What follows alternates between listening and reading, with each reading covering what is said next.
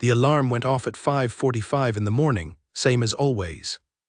Sierra Cole did not press snooze. She never pressed snooze. Snooze was for people who could afford to drift back into sleep without their guard collapsing around them.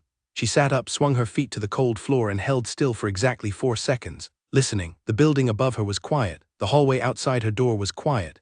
The street 3 floors below carried only the low hum of a garbage truck working its way south. Normal sounds, human sounds.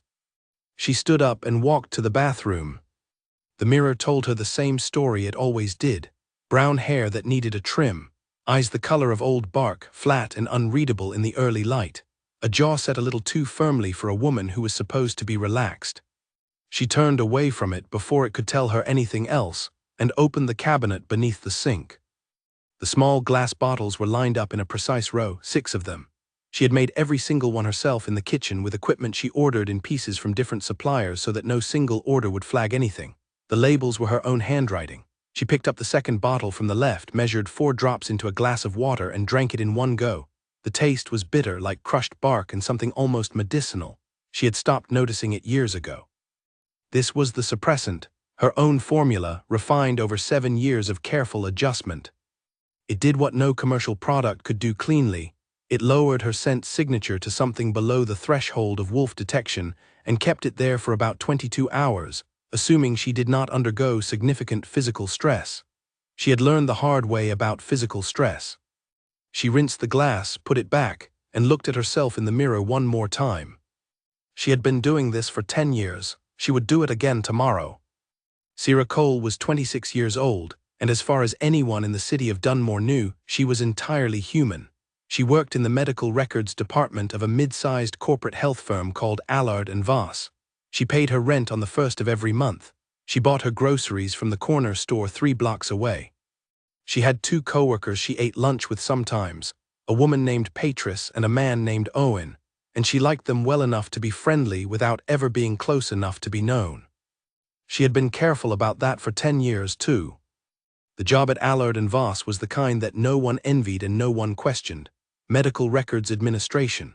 She moved files, digitized old documents, cross-referenced patient data across systems that had been poorly integrated by a contractor 5 years before she arrived. The work was detailed and dull, and it required a specific kind of attention that most people found exhausting. Sierra found it peaceful. Repetition did not bother her. Patterns did not bore her. Numbers and categories and systems were, in their own way, a kind of language she had always been comfortable in. Nobody at Allard & Voss looked at her twice. This was exactly the point. She dressed in the dark, partly out of habit and partly because the streetlight through the thin curtain was enough. Dark trousers, a gray knit top, flat shoes, nothing that would catch the eye, nothing that would make someone look and keep looking. She owned very little color. She had thought about this years ago when she was first building the life she had now, and she had concluded that color was a form of invitation. She was not inviting anyone to look at her. By 6:15 she was out the door with her bag over one shoulder, walking the 3 blocks to the subway with her head down and her pace even. The morning was cold.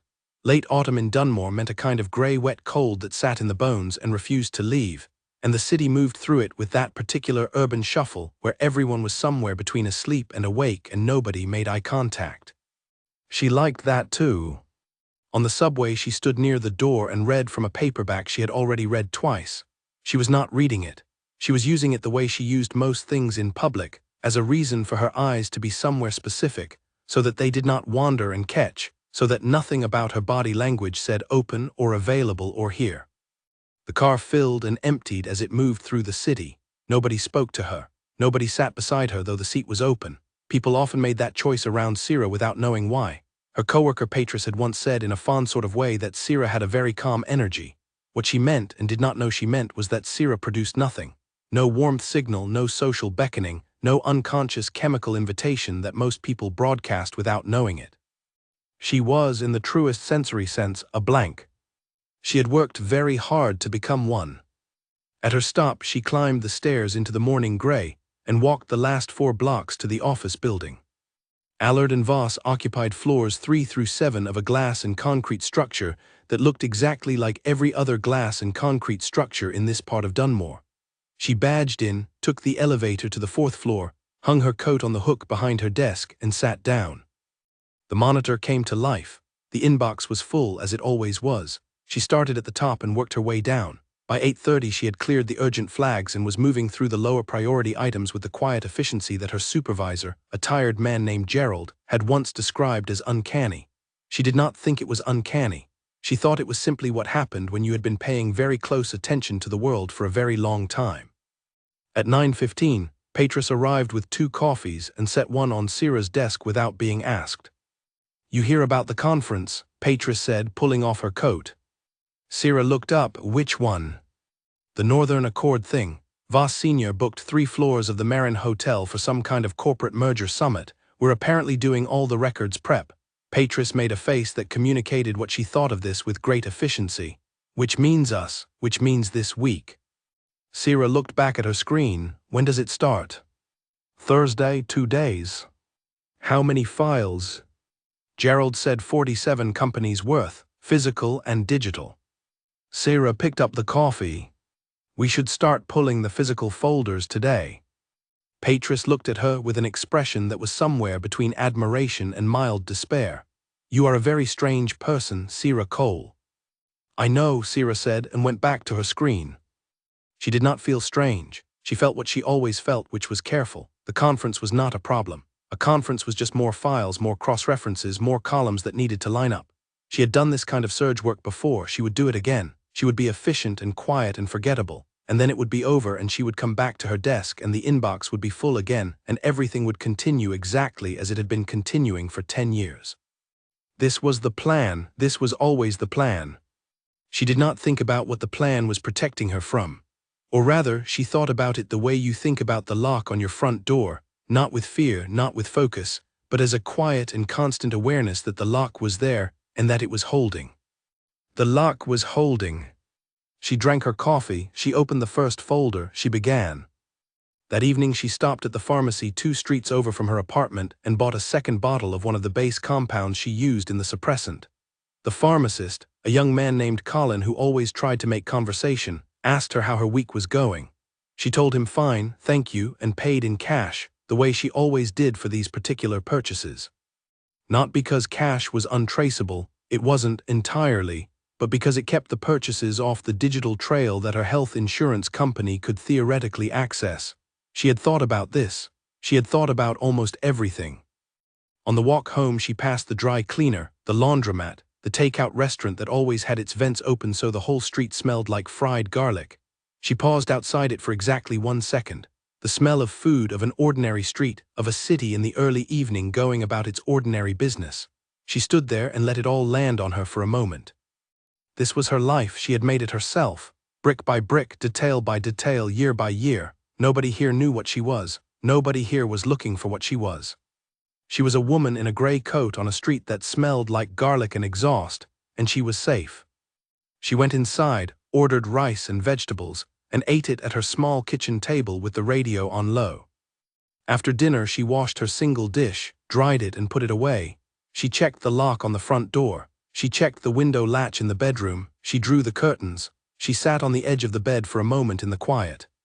From underneath the loose board beneath the left side of her bed, she drew out a small metal box. Inside the box was a single envelope, sealed. She did not open it. She knew what was inside. She had memorized the words when she was 16 years old and a dying woman had pressed it into her hands in the dark, and she had not needed to read it again since. She put the box back. She pushed the board into place. She lay down. She stared at the ceiling for a long time. Then she closed her eyes and made herself sleep, because sleep was a discipline the same as everything else, and discipline was the only thing that had kept her alive. In the morning, the alarm went off at 5:45. She did not press snooze. Thursday arrived the way difficult things always did, by being preceded by 2 days of ordinary work that lulled her into forgetting to be braced for it. The conference prep consumed Tuesday and Wednesday entirely. She and Patris spent those 2 days in the basement archive pulling physical folders, cross-referencing against digital records, building a transfer system that could be operated under pressure without stumbling. Owen helped for part of Wednesday afternoon before being pulled away to something else. Gerald came down once, looked at the stacks they had assembled, made a small approving sound and left. By the time Thursday morning arrived, Sira had 4 rolling carts loaded and ready, and a spreadsheet cross-reference that covered every company in the merger summit with a completeness that was, as Patris said with some wonder, actually kind of terrifying. "You did this overnight," Patris said, looking at the spreadsheet on Sira's screen. "Some of it. When do you sleep?" "I don't need much," Sira said, which was true in ways that had nothing to do with dedication. The Marin Hotel was 12 blocks from the office, and they took the carts via the service entrance in a company van that Gerald had arranged. The hotel's back corridors were wide and white and busy, with conference staff moving in every direction. Sira navigated the carts with quiet efficiency, following the hotel employee who had been assigned to lead them to the temporary records room on the conference floor. The records room was on the second floor between a meeting suite and a service corridor. It was a decent size. There were long tables already set up, power strips, a dedicated printer. Sira began organizing immediately. Patris helped. They worked in near silence, which was one of the things Sira genuinely appreciated about Patris. She could read a room, and she never pushed for conversation when work needed doing. By 10:30 they were set up and operational. Files were going out to the conference rooms as requested and coming back through the return system Sira had built. It was clean and it was working, and she was, for the first time in 2 days, not thinking about logistics. She was thinking about the man she had passed in the hallway on her way back from delivering a folder to Suite 208. He had been standing at the far end of the hall, talking quietly with 2 other men. He had his back mostly to her. She had registered him the way she registered everything, peripherally, without looking directly, cataloging details without appearing to catalog them. Tall, dark hair cut close, broad through the shoulders in a way that spoke not of effort but of structure, as though he had been built that way rather than worked at it. He wore a suit that did not look like it was trying. He was gesturing slightly as he spoke, and the 2 men with him were listening with the specific quality of attention that people paid to someone whose words had weight. She had kept walking. She did not think about him again until 2 hours later, when she came out of the records room with a stack of returned folders, and he was standing in the hallway. Right there, 4 feet from her door. He was alone this time. He was looking at his phone, and then he was looking at her, and she had about half a second before the choice had to be made between making eye contact or breaking it, and she made it. She looked up and met his gaze briefly, the way a normal person would, and then she looked back at her folders and moved to go around him. "The records office," he said. She stopped. She turned around. He was looking at her with an expression she could not fully read. There was something in it that was not flirtation and not the ordinary blankness of a stranger asking directions. It was attention. The specific quality of it made the back of her neck feel strange. "Yes," she said, "down the hall, last door on the left." He nodded slowly, as if she had said something more interesting than directions. "Thank you," he said. She went back into the records room and put the folders on the correct table and stood very still for a moment with her back to the door. Her heart was beating differently than it had been 2 minutes ago. She did not understand why, and that was the most alarming thing of all. Sira Cole understood everything she felt. She had made a point of it. Understanding was control, and control was the lock, and the lock was holding. Except right now, something in her chest was making a sound she had not heard in 10 years. Something she had put to sleep so long ago that she had almost convinced herself it was gone. It was not gone. It had heard something through the hall, through the door, through 10 years of silence and suppression. It had lifted its head. She made herself breathe. She picked up the next folder. She found the right tab and filed it in the correct place and moved on to the next one. The lock was holding, she told herself. The lock was holding. But her hands were not quite steady, and she knew it, and she did not know what to do with the knowing. She did not sleep well that night. This was unusual. Sleep for Sira was disciplined. She went down at 10:30, she was under by 10:40, she surfaced at 5:30, and in between there was a clean and dreamless dark that she had trained herself into over years of practice. Her body knew the routine. Her mind, which she had long ago conditioned to put its questions aside at the end of a day, and pick them up again in the morning, when they could be dealt with in the daylight, cooperated. Except it was now 2 in the morning, and she was lying on her back staring at the ceiling, and the thing in her chest that had lifted its head the afternoon before had not put it back down. She pressed the heel of her hand against her sternum, not quite pain, not quite anything with a name. She thought about the man in the hallway. Not about him specifically, she knew almost nothing about him specifically. She thought about the moment. The 4 seconds in which she had looked up and met his gaze, and something had moved inside her like a depth charge going off at the bottom of a very quiet sea. She catalogued it the way she catalogued everything, without drama, without the story she might have told herself if she were someone who told herself stories. Just the facts of what had happened in her own body, the elevated pulse, the warmth that had moved up from somewhere low in her ribcage, the way the back of her neck had prickled, and how that prickling had not been fear. She knew what fear felt like. This was not it. This was something older than fear and far more dangerous, and she had been so sure she had buried it deep enough that it would stay buried. She got up at 2:15, made herself a cup of chamomile tea she did not particularly want, and sat at her kitchen table in the dark. From here she could see the street below through the gap in the curtains. A taxi passed. A man walked a dog. 2 lights were on in the building across the street, small yellow squares in the dark. She made herself think clearly. The man was associated with the Northern Accord Corporate Summit. The Accord was the dominant political and business bloc in the Northern Territory. The merger conference at the Marin was about 3 companies coming under its umbrella in a deal that Gerald had described as very significant and Patris had described as above our pay grade. Sierra had not given it much thought before now because corporate politics were not her concern. She moved files. She was furniture. But the man in the hallway was not furniture. She thought about his gaze again, the specific quality of the attention. She was very good at reading attention. She had learned, long ago, to parse the difference between the casual eye and the focused one. The man had looked at her with focus, for just a few seconds, and in those seconds she had felt seen in a way she had not felt seen in 10 years. The problem was not that he had looked at her. The problem was that something inside her had looked back. She drank the tea, she put the cup in the sink, she went back to bed. At 5:45 the alarm went off and she got up, measured her drops and stood in front of the mirror for 2 extra seconds before turning away. She looked the same brown hair, same steady eyes, same flat jaw. Whatever had happened in her chest the afternoon before did not show. This was good. She dressed and left and did not let herself think about the conference. By the time she arrived at the Marin's service entrance with the day's first cart, she had organized her thoughts into their correct places. She was here to do a job. The job was files. Files had no feelings about who collected them. She had no feelings about who came to collect them. This was simple. She was in the records room for 20 minutes before the first request came in folders for Suite 204, the main Accord negotiation room. She pulled the relevant files and stacked them on the cart and wheeled it down the hall. A conference assistant took the cart at the suite door with a murmured thank you and Sierra turned to go back. "Miss Cole." The voice came from behind her and to the left, and it was low, not loud, with a quality to it like a room at the end of a long hallway, distant but clear. She turned around. He was coming out of a side door she had not noticed, the one that connected Suite 204 to the smaller room beside it. He was in a dark jacket this time, no tie, and he was looking at her with the same focused attention as the afternoon before, except now there was something additional in it.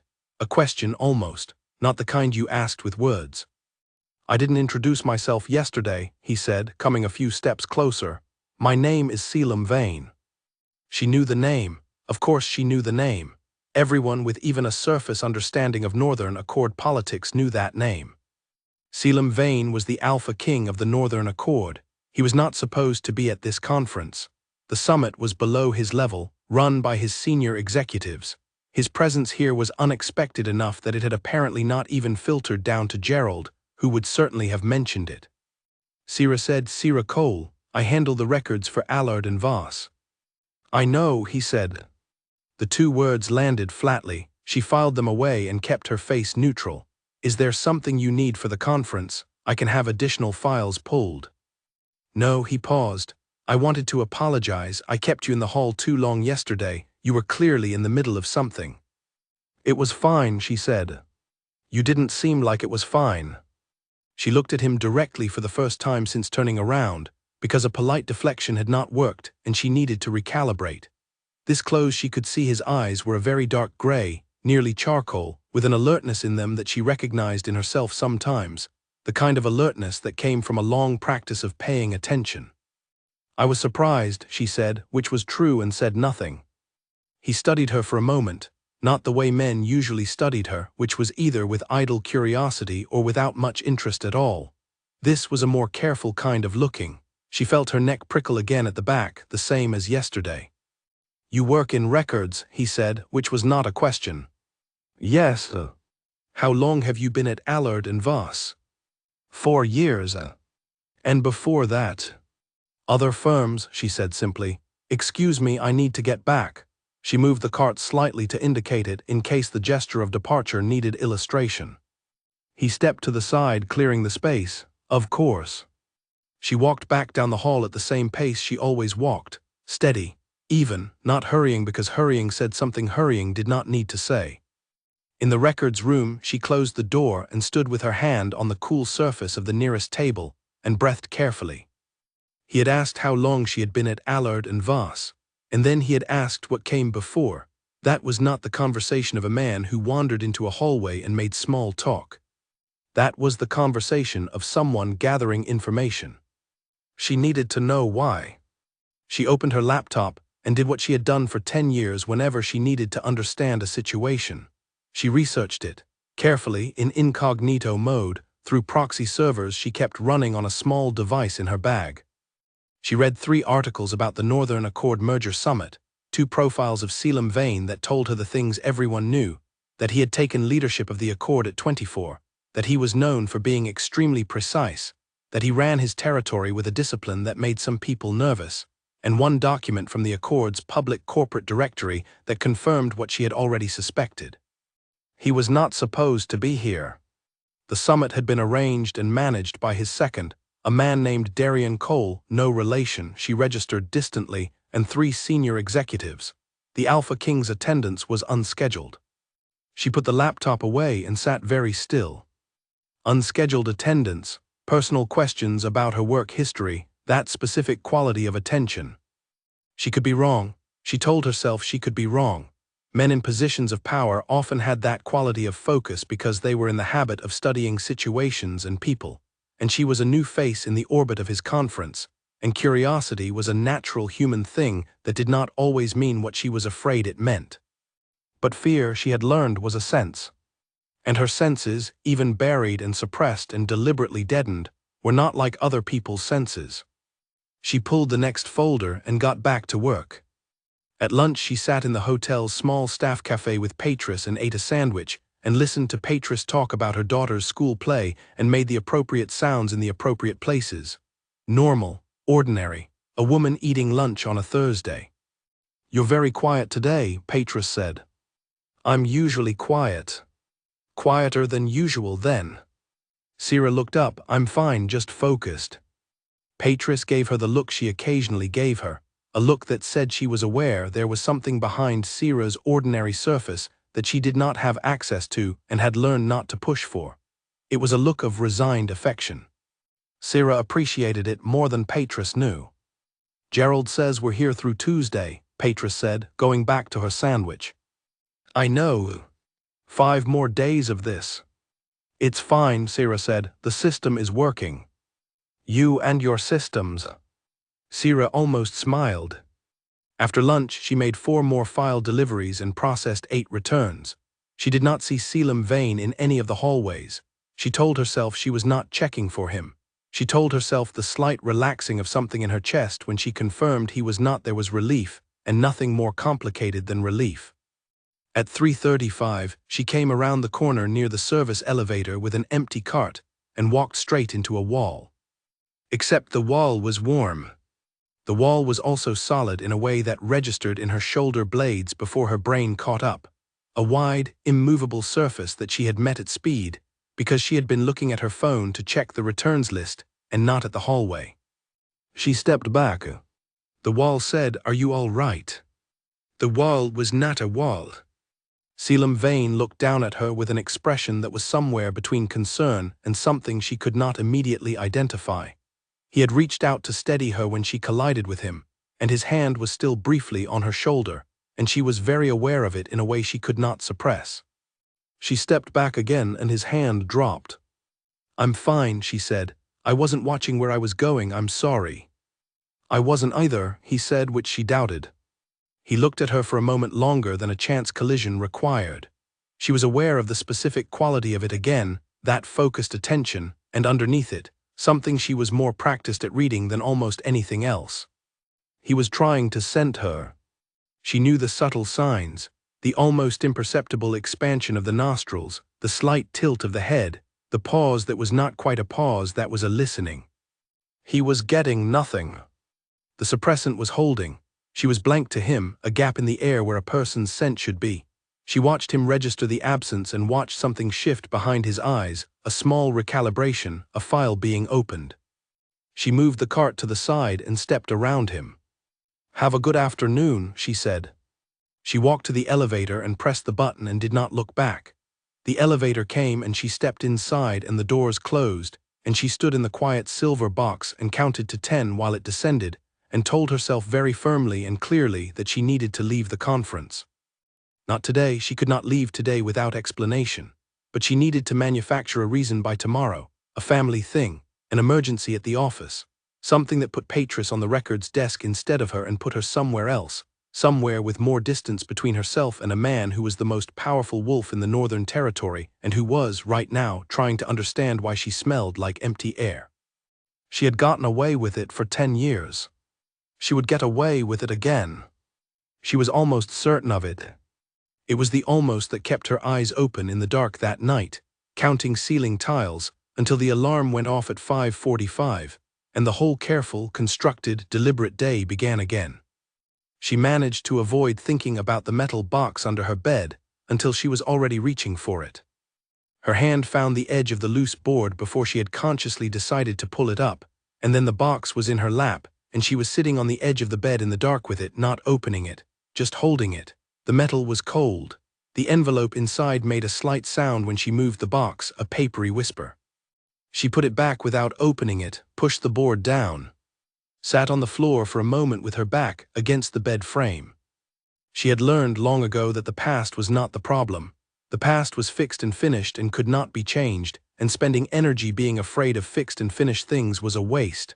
The problem was always the present, what was happening right now, the calculation of the next move. The calculation right now was this: Selim Vane was at the conference.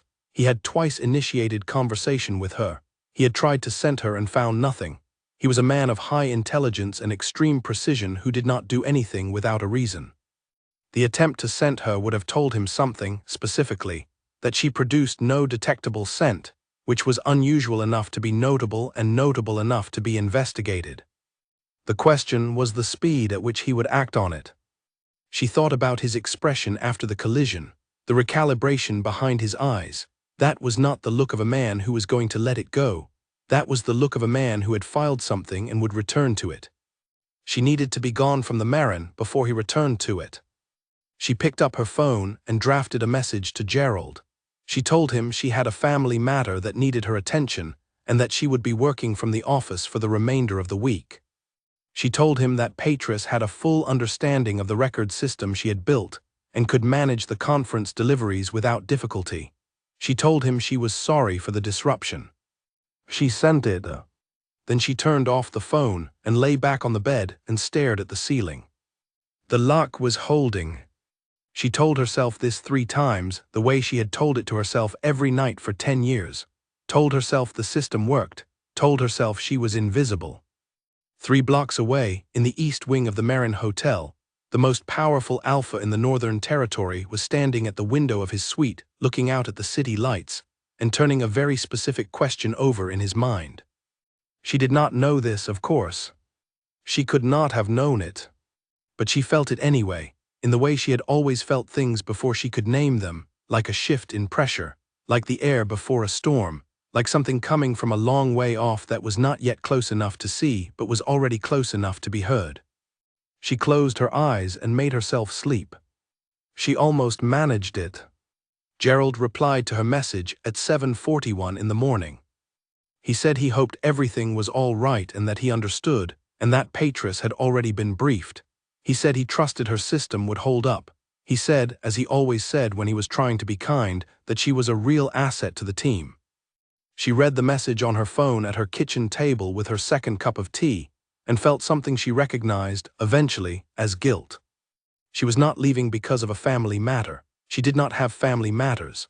She had no family left to have matters. She was leaving because she was afraid, and the lie she had used to cover the fear was the sort of ordinary, minor, invisible lie she had told so many times in 10 years that it usually cost her nothing. This morning it cost her something small. She noticed the cost and filed it and moved on. She went to work at Allard and Voss, which was 12 blocks in the other direction from the Marin. She sat at her own desk in her own quiet corner with her own inbox and worked through the day without speaking very much to anyone. The office felt calmer than the hotel, more predictable. The lighting was fluorescent, instead of that particular hotel warmth that made everything feel slightly staged. Her monitor showed the same database she had been working in for 4 years. She knew every quirk of it. She worked and the day passed, and nothing unusual happened. At 5 o'clock she packed her bag and walked to the subway and rode home and bought groceries at the corner store and made dinner and washed up and went through the evening routine exactly as she always did. She checked the lock. She checked the window. She took her evening drops. She sat for a few minutes with a book she did not read, and then she went to bed. She slept until 5:15, which was 10 minutes early, because something inside her had come awake before the alarm and would not go back down. She lay there for 10 minutes, aware of it, that pressure again, like a sound below the range of hearing. She got up. The next 3 days were ordinary. Or they appeared to be ordinary, which was not quite the same thing. Sira went to work, came home, ate, slept. She checked in with Patris twice by message, and Patris told her the conference systems were running fine and that one of the Accord executives had asked about her specifically, and she had told him she was working remotely on a separate project. Sira had asked which executive. Patris had said she did not know his name, only that he was very tall and asked questions carefully. She read this message twice and put her phone face down on the table and sat with her hands in her lap. Very tall, asked questions carefully. She had been right to leave. She was right to stay away. She did not go back to the Marin. On the 4th day she was at her desk at 7:50 when Gerald appeared at the entrance to the records area and asked if she could come to his office for a moment. Gerald's office was a small room with a glass front that gave onto the general work area. It had a plant on the windowsill that was doing poorly. She sat across from him and waited. "The Accord people have asked for you," he said. She looked at him. Patris said the systems were running fine. "They are. This is something different." He shifted in his chair. "There's an additional records consultation they want to bring in. Apparently they need someone to integrate the merger documents with existing compliance records before the final signing. It's a week of work, maybe 10 days, very well paid, and they've asked specifically for whoever built the cross-reference system." He paused. "That's you." "It's Patris's system too," Sarah said. "They know you built it. They've asked for you by name." She heard this carefully. By name, not by title, not by department, by name. "Who asked?" she said. Gerald looked mildly puzzled. "One of the senior executives, I think. Does it matter?"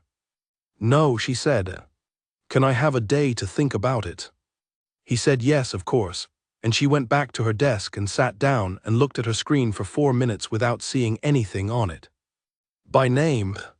She could decline. Gerald would not fire her for declining a contracted assignment, especially if she gave a reason. She could cite the family matter, say things were still unsettled, make it sound like she was managing something ongoing. He would accept that. Patris could take the assignment. The Accord people would adapt. Nobody contracted a records administrator so specifically that they could not be substituted. Except that the request, by name, told her something about the level of interest that was not going to be satisfied by a substitution. She needed to think about this differently. Running, she had learned at 16, was sometimes necessary, but running changed things. Running changed your whole shape in someone's perception, from unknown quantity to flagged person. If she declined this assignment, she became the woman who had been at the Marin conference and then left and then could not be reached. That was a trail. The trail was worse than the presence. She thought about this for 20 minutes and arrived at a conclusion she did not like. She went to Gerald's office and knocked on the frame. "I'll do it," she said, "starting Monday."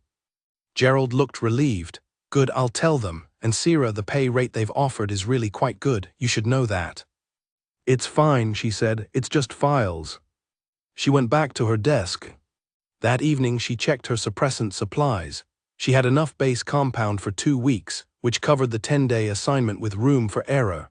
She would need to be careful about stress. The compound was vulnerable to high adrenaline output, which thinned its effectiveness at the molecular level.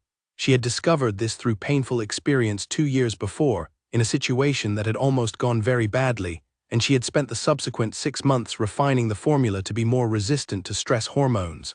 The new version was better. She trusted it. She also trusted, for the first time in a long time, that trust alone might not be enough. She went to the kitchen and spent 2 hours making a fresh batch, more careful than usual, measuring each compound twice before adding it. When she was done, she had enough suppressant for 3 weeks of daily doses, plus 2 emergency top-up bottles she could take in case of unexpected stress. She labeled them. She lined them up under the bathroom sink. She stood in the kitchen afterward and looked at what she had made and thought, with a clarity that was almost cold, that she was preparing for something rather than hiding from something. The distinction mattered. It meant the situation had already changed, in some way she had not fully caught up with yet. On Monday morning, she arrived at the Marin Hotel through the service entrance at 8 o'clock. The conference itself had concluded, the main summit was over, the hotel had returned to its normal operations, and the third-floor suite had been converted into a temporary records office for the next phase of the Accord's integration work. There were 4 Accord staff already in the suite when she arrived. She recognized none of them. They greeted her with that particular corporate efficiency of people who knew they were waiting for someone specific, and were glad the wait was over. One of them, a woman named Claire who seemed to be coordinating the project, showed Sierra the scope of work, 12 companies' worth of compliance documentation that needed to be cross-referenced against a central database, and flagged for any inconsistencies before the merger papers could be finalized. It was, in honest terms, a lot of work. It was also exactly the kind of work she was good at. She sat up at the end of the table closest to the door, opened her laptop, and started from the first folder. She worked through until noon without seeing him. At noon, Claire brought sandwiches in and they ate at the table, which was something Sierra usually would have excused herself from to avoid the intimacy of shared meals with strangers. But the sandwiches were already there and leaving would have required a reason, so she took one and ate it and contributed the minimum necessary to the conversation, and it was fine. She was back in her files by 12:30. At 2:15, the door to the suite opened. She did not look up immediately. She had trained herself to finish the sentence she was reading before responding to movement, partly to avoid looking reactive and partly because she had learned that most movement was not meaningful, and responding to all of it wasted attention she needed. She finished the sentence. She looked up. Selim Vane walked into the room with the kind of presence that did not announce itself loudly but simply reorganized the air around it. Claire stood up. The other 2 staff members straightened without appearing to decide to. He said something to Claire in a low voice, and she nodded and gestured toward the table, and he looked across it. He looked at Sierra. She looked back at him the way she had been practicing in her mind for 3 days, steady, unsurprised. A professional who was working, briefly interrupted by the entry of someone whose visit had nothing to do with her. She nodded once in polite acknowledgement and looked back at her screen. Behind her eyes she was counting. He crossed the room and stopped at the far end of the table, which put him approximately 8 feet from her. She was aware of him the way she was aware of the weather, as a surrounding thing that had properties she was measuring even without looking. "Miss Cole," he said. She looked up again. "Good afternoon. How are you settling in?" "Well, thank you." He looked at the folders in front of her. "You left the conference early." "Yes, a family issue." "I hope it's resolved." "It is. Thank you." He was quiet for a moment, and the quality of the quiet was that listening kind, the kind that was waiting for something. She gave him nothing. "Claire tells me you built the cross-reference system last week," he said. "Patris and I built it together." "She says you built it." Sierra looked at him. "Patris would say that. She's generous." Something in his expression shifted slightly, not quite amusement, something more restrained than amusement but in the same neighborhood. "We'll need the integration complete by the 23rd, he said. "That's 12 days from today. Claire will tell you if anything changes." "Of course," she said. He looked at her for 1 second longer than the conversation required. She held the gaze level and neutral, and then he nodded once and moved to speak to Claire, and the conversation was over. Sierra looked back at her screen. Her hands were completely steady. She was very proud of that. She was also aware that he had come to this room in the middle of the day to confirm that she was here.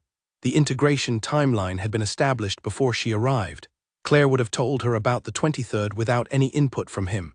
His presence was not about the merger documents. He was checking. She had known this was coming, and she had prepared for it, and she was ready. She told herself this and believed most of it. At 5:30 she packed up her laptop and said good evening to Claire and the two staff members, and walked to the elevator and rode it down to the lobby, and went out through the main entrance into the cool evening air. She walked 2 blocks before she stopped and stood on the pavement and breathed for a moment. 12 days she needed to get through 12 days. The suppressant would hold, her face would hold, everything she had built over 10 years would hold. She started walking again. Somewhere behind her, on the 3rd floor of the Marin Hotel, a man stood at the window of the temporary records suite and watched her cross the street below. She walked with the same steady, even pace she always used. No hurry, no particular direction, just a woman going home. He watched her until she turned the corner and was gone. Then he took out his phone and made a call. "Riven," he said when it connected, "I need you in Dunmore." Riven Cole, no relation. The universe had a strange sense of humor, arrived in Dunmore the following morning on an early train. He was Selim's tracker and had been for 11 years, since before the Accord was what it was now, since the time when Selim had been a 22-year-old with a plan and a very small team and a territory that was half the size it currently was. Riven was good at his job in the way that people who have been doing something for a very long time and have a genuine gift for it are good, not loudly, not with any particular performance of competence, but with a steadiness that meant results always came. He was also, Selim had always thought, the most difficult person to explain to outsiders because he looked like a very ordinary man. 40, medium height, quiet in the way still water was quiet. People underestimated him, which was useful. People assumed he was the assistant when he walked in with Selim, which was even more useful. They met in Selim's hotel suite at 7:30. "A woman," Selim said without preamble. Riven sat down across from him and waited. He was very good at waiting. "She works for one of the administrative contractors at the conference, records department. Her name is Sierra Cole. She's been at the same firm for 4 years, this city for based on what she told me longer than that." Riven took out a small notebook, an actual paper notebook spiral-bound. He wrote in it with a very ordinary pen. "The issue," Selim said, "is her scent." Riven looked up. "She has none." The notebook was put down slowly, "None at all." "None detectable. I've been close to her 3 times now. What I get is absence, a gap, like standing next to air." Riven was quiet for a long moment. When he spoke, his voice was careful, commercial suppressant. "No commercial suppressant works that cleanly. The best products leave residue. What she produces is nothing. Or something so sophisticated it reads as nothing." "Self-formulated," Riven said. "That's my conclusion." "Medical knowledge then, or chemistry, or both?" "She works in records, but that tells us nothing about what she knows." Riven picked up the notebook again. He wrote several things. What else? Selim thought about the hallway, the collision, the way she had stepped back and looked up at him. She's not easily startled. She registers things and absorbs them and then keeps moving. Her face holds well. She's been trained or has trained herself to present a very clean surface. Age? Mid-20s. Pack background? Unknown. She offered nothing and I had no basis to push. Riven nodded. "I'll start this morning." What Riven found over the next 7 hours was this. Sierra Cole had a complete and legitimate work history in Dunmore dating back 8 years. Prior to that, the records were present but thin, a 2-year gap during which she appeared to have existed somewhere but left almost no trace of where. Before that, at 16, she appeared in the system as a student enrolled in a private school under a scholarship bursary, with a home address listed as a temporary housing facility. There was no PAC registry listing for her name anywhere in the Northern Accords territory, no former PAC affiliation, no transfer papers from another region. Wolves who moved regions had to re-register. She had never registered at all. This was either because she had never been a wolf, or because she had been very careful. Her apartment building was a standard rental in a mid-range neighborhood. No unusual purchases that he could find, no equipment registrations, nothing that stood out. Except, and this was the thing that made him pause, that her pharmacy purchases were spread across 3 different pharmacies in a rotating pattern, and the compounds she bought, when he looked them up, were consistent with the base ingredients of a high-grade biological suppressant. He brought all of this back to Selim at 3 in the afternoon. Selim read the notes without expression. "The Highland Purge," Riven said after a moment. Selim looked up at him. "I'm not sure it's related, I'm not saying it is, but the timeline is right. The Purge was 10 years ago.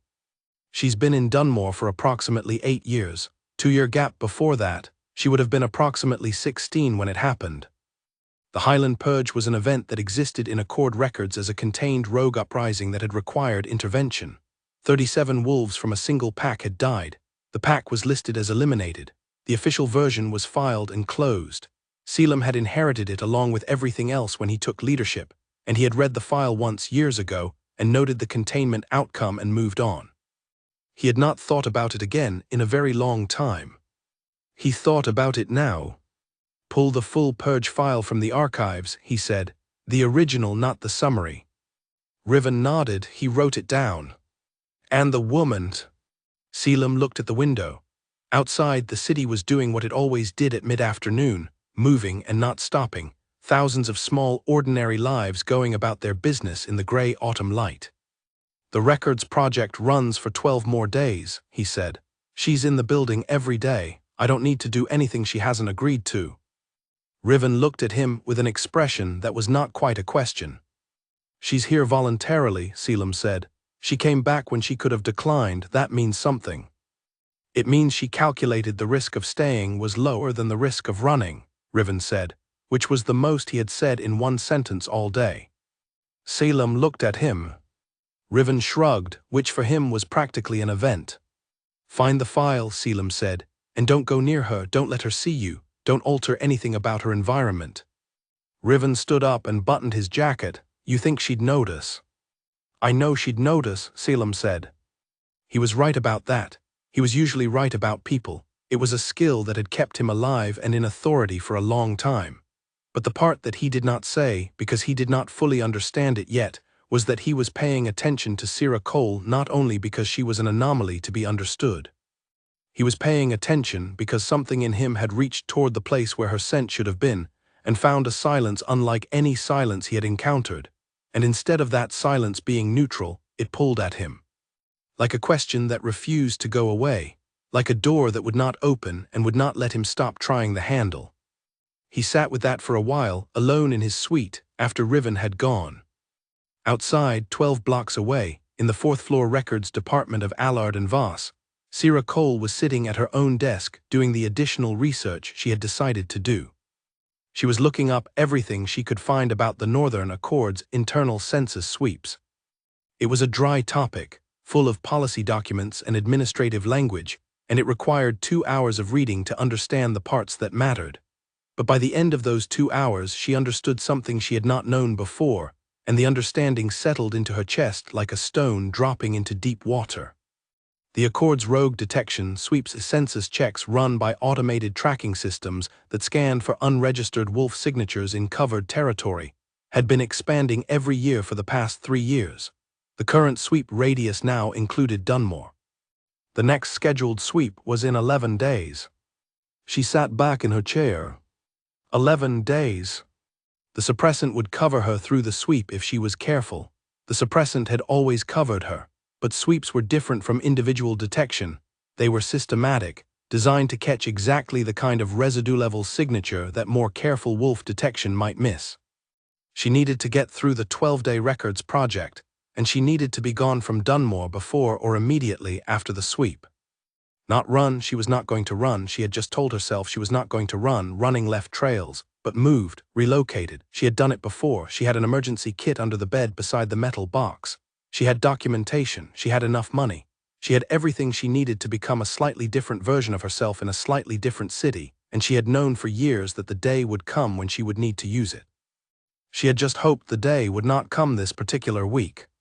She shut down her computer and packed her bag and went home and stood in her kitchen for a long time looking at the city through the window, at the ordinary street, with the garlic smell coming from the restaurant below and the yellow lights in the windows across the way.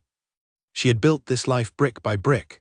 She had lived inside it for 3 years now in this apartment in this neighborhood, with Patris and Owen and Gerald and Colin at the pharmacy and the woman at the corner store who always remembered she liked the green apples. She was going to have to leave it. She had known this day would come, she had always known. Knowing it and feeling it were different things, though. She stood in the kitchen for another minute and let herself feel it, exactly once, the way you let a wound sting before you bandage it. Then she closed the curtain and made dinner and got back to work.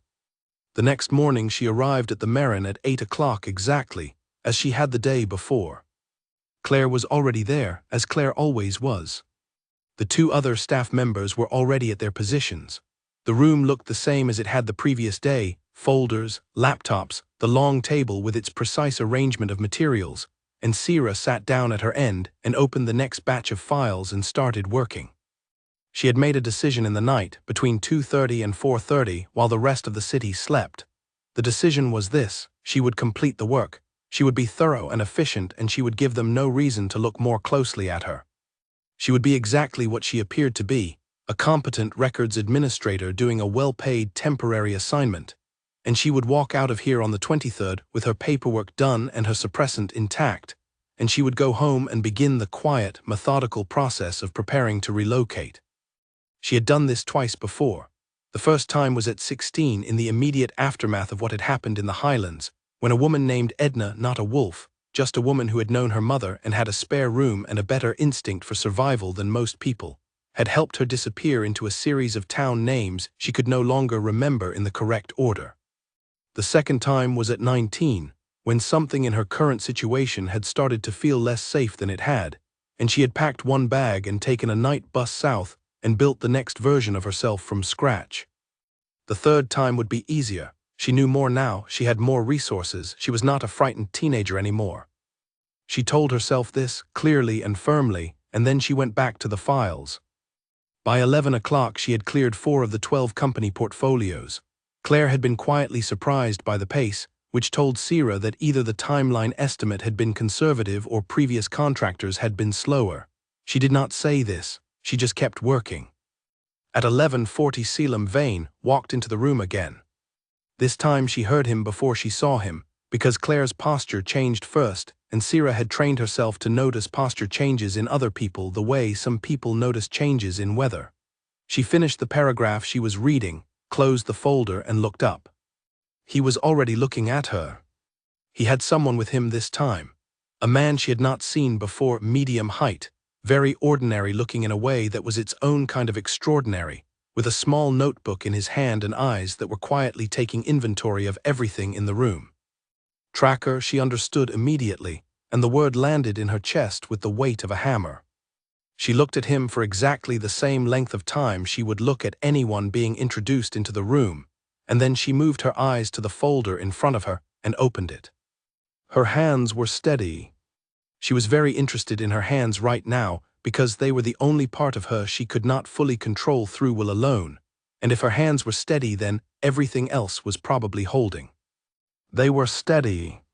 Selim spoke to Claire for a minute about something she was not attending to. She could hear his voice, low, with that particular quality of measured weight in it, but she was not listening to the words because the words were not the point. The point was the other man, the tracker, who was standing slightly apart from the conversation and appearing to be doing nothing in particular. She could feel him cataloging her. She did not look up again. She read the same sentence in the compliance document 4 times. She did not know what the sentence said. The tracker moved. She tracked him with the edge of her vision without moving her head. He drifted toward the window, apparently interested in the courtyard below. Then he drifted toward the far end of the table, apparently interested in the stack of returned folders. He moved the way particular kinds of dangerous people moved without apparent purpose, which was the most purposeful kind of movement. She was not going to give him anything. Not a cent, not a tell. Not a single thing. She turned a page. After about 6 minutes, Selim said something final to Claire, and the tracker looked up from whatever he had been appearing to look at, and they left. The door closed. Sira kept her eyes on her folder for 30 additional seconds, then she looked up. Claire was looking at her with an expression that was, for the first time, speculative. "Do you know Mr. Vane?" Claire asked. "No," Sira said. "We met during the conference last week. He wanted to know about the cross-reference system." Claire nodded slowly. "He doesn't usually come in himself. He has people for this kind of thing." "I imagine he's monitoring the merger timeline," Sira said. "The 23rd is a significant deadline." "Yes," Claire said and went back to her work, but the expression on her face did not fully clear. Sira went back to hers. She completed another full company portfolio before lunch. At the lunch break, she ate alone at the small table near the window. Claire and the others went to the hotel restaurant, and she used the 20 minutes to do something she would not have done in front of anyone watching. She opened the proxy server on her phone and ran a deep search on the name Selim Vane and the words Highland and Purge. She had never searched these terms together before. She had never needed to. Or rather, she had been afraid of what connecting them might show her, and she had told herself that what she did not know could not change her present circumstances, and she had left the search unsearched for 10 years. She ran it now because she needed to understand what he knew, and to understand what he knew, she needed to understand what he had access to. The results were, in the filtered world of public information, sparse. The official Accord records listed the Highland Purge as a contained incident. 3 articles from a regional news outlet dated 10 years ago described a wildfire in the Highlands region that had caused loss of life and property damage. The wildfire narrative was the official Human World account. She had known this. She had read the articles once, years ago, from a borrowed computer in a public library, and then she had closed the browser and never gone back. What was different now was a footnote in a recent Accord administrative bulletin, 3 years old, so she had missed it, not looking for it, that listed the Highland Purge incident file as archived and sealed under executive authority. Sealed. She looked at the word for a moment. Sealed meant someone had decided to make it inaccessible. Sealed meant there was something in the file that someone did not want found easily. Sealed could mean the Accord itself had done it to protect information it had found, or it could mean someone with access to Accord executive functions had sealed it to protect themselves. The distinction was critical. She closed the search and put her phone away and stared at the courtyard below. If Selim Vane had sealed the file, he was hiding something about the purge. If someone else had sealed it before he came to power, he might not even know what was in it. And if he had only recently discovered that she existed, a woman with no scent in the middle of his conference, with no PAC registration in his territory, he might not yet have connected her to a sealed file he had never opened. She had 11 days, possibly 10 now. She went back to her files. The afternoon passed with no further visits. By 4:30 she had completed 6 of the 12 portfolios, which put her ahead of schedule by a day. She noted this without feeling proud of it. Pride was not the point. The point was getting through the assignment cleanly and leaving without incident. At 5 o'clock she said goodbye to Claire and the others and walked to the elevator. The lobby was busier than it had been at this hour before, a new conference of some kind checking in, a stream of people with lanyards and rolling bags crossing from the front entrance to the registration desk. She moved through the lobby at her usual pace, weaving through the foot traffic with the particular skill of someone who was very practiced at occupying the minimum necessary space. She was almost at the main door when she sensed him to her left. Not so sensed. She had felt this specific kind of signal, a directional awareness, an almost gravitational quality of attention being paid to her from a fixed point, only a handful of times in her adult life. Each time it had been from someone like him, someone whose senses were not dulled by years of ordinary human life, someone whose instincts were still clean and operational. She did not break her stride, she did not look left. She hit the revolving door and stepped through into the cold air outside and kept walking. Behind her, through the lobby glass, Selim Vane watched her cross the street. He had not intended to be in the lobby. He had come down to meet a car that was running 10 minutes late, and he had seen her emerge from the elevator, compact and precise in her coat, navigating the lobby crowd with a quality of movement he recognized, but had not yet named. like someone who always knew where the exits were. He watched her until she was gone, and then turned to find Riven at his elbow. "Impressions?" Selim asked without inflection. "Nothing on scent," Riven said. "Cleaner than clean. Whatever she's using is very good." "Behavior." Riven considered this in the way he considered things, thoroughly, without rushing. "Controlled, not nervous controlled, trained controlled. There is a difference." "I know the difference." "She noticed me," Riven said, "within about 30 seconds of me entering the room. She didn't show it, but she noticed." This was significant. Riven was exceptional at not being noticed. The fact that she had noticed him anyway said something about the quality of her awareness. "The archive file?" Selim asked. "I've requested it from the Central Record Office. It's sealed, which means it has to come through executive channels. I should have it by tomorrow morning." Selim nodded. The car arrived at the curb and Riven opened the door and Selim got in, and the city moved past the window as they drove, and he thought about a woman crossing a street with her coat closed against the cold and her pace perfectly even and her whole body saying, in the wordless language of posture and movement, that she was going somewhere. That she was always going somewhere.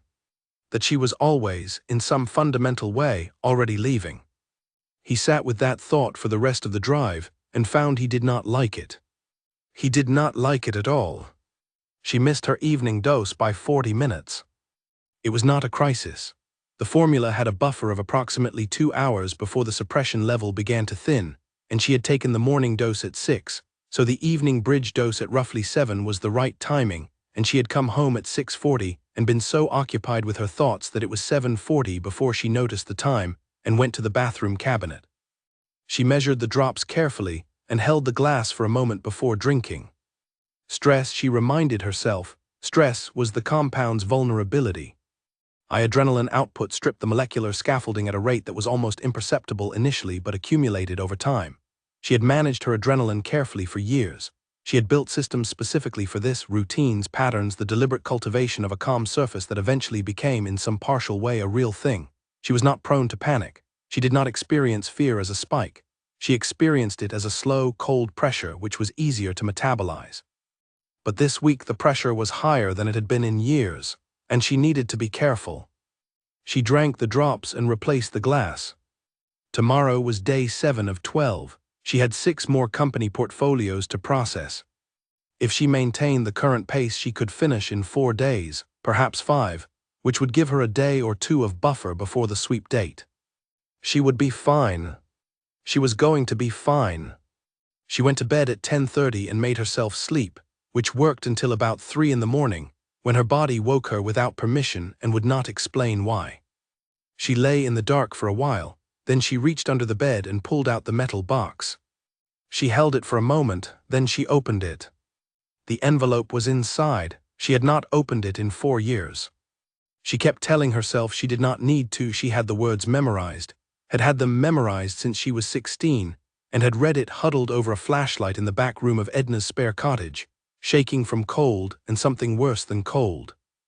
But she opened it now because something about tonight required it. The paper was soft with age, folded into thirds.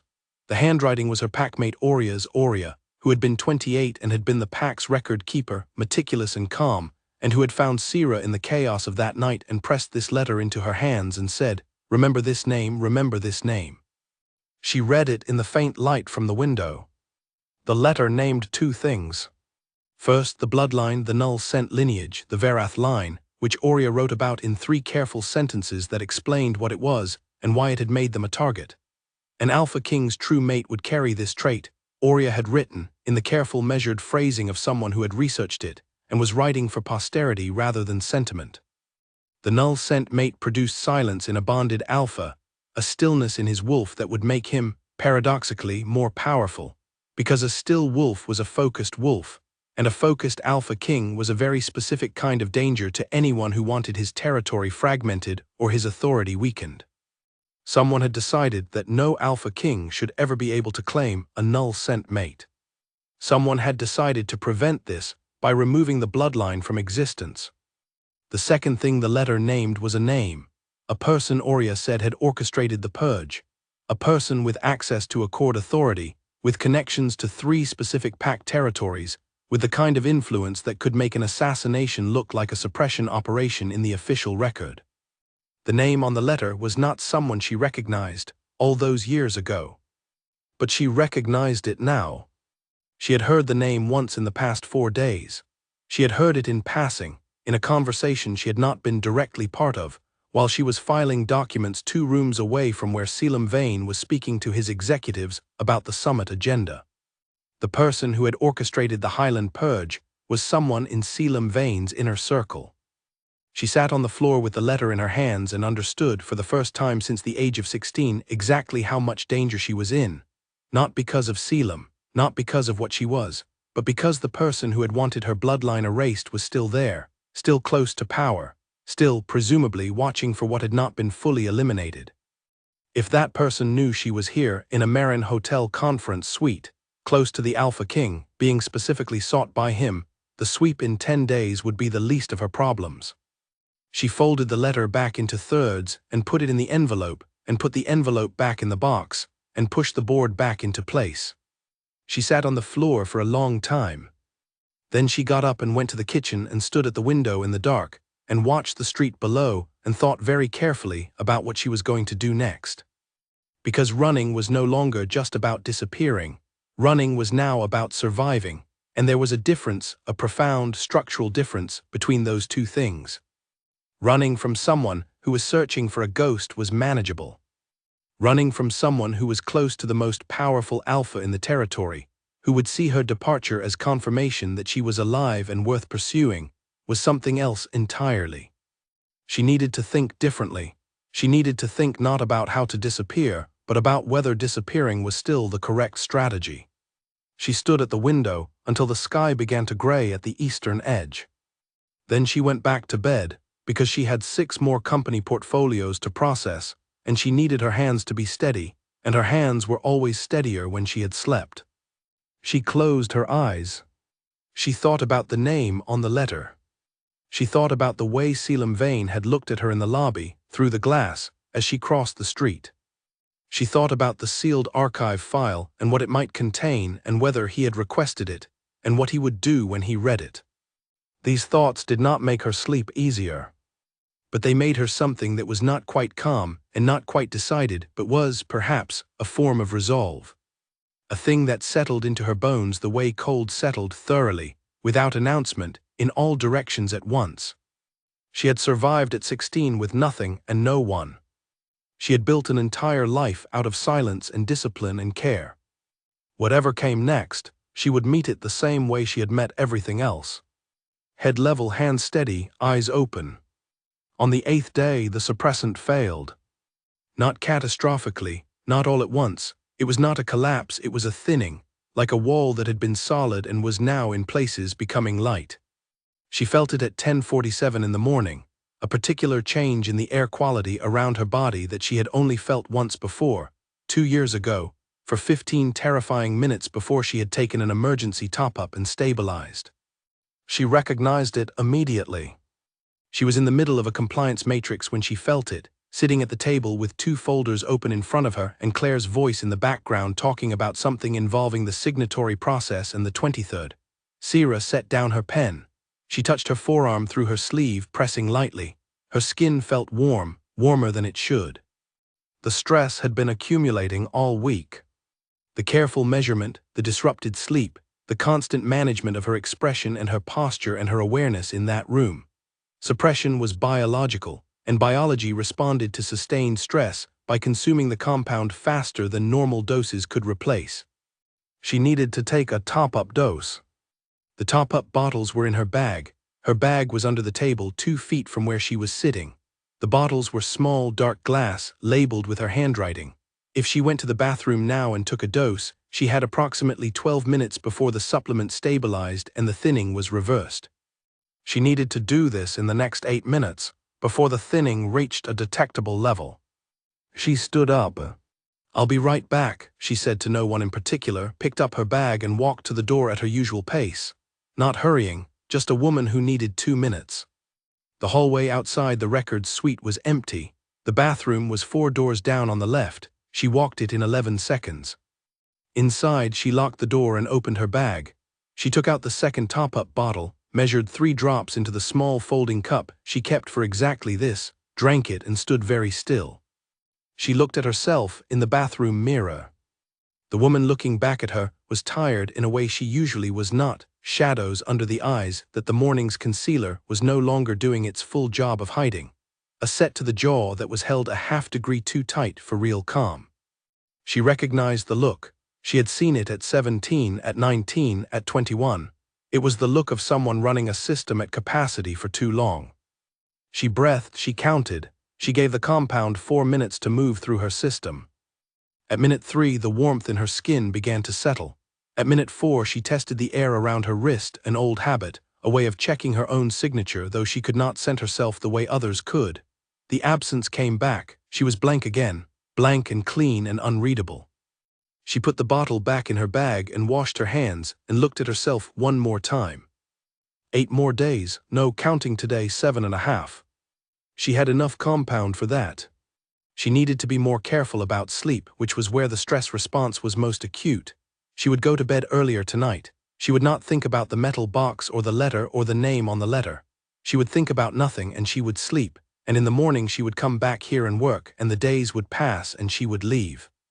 She went back to the records suite and sat down and picked up her pen and found her place in the compliance matrix and kept going.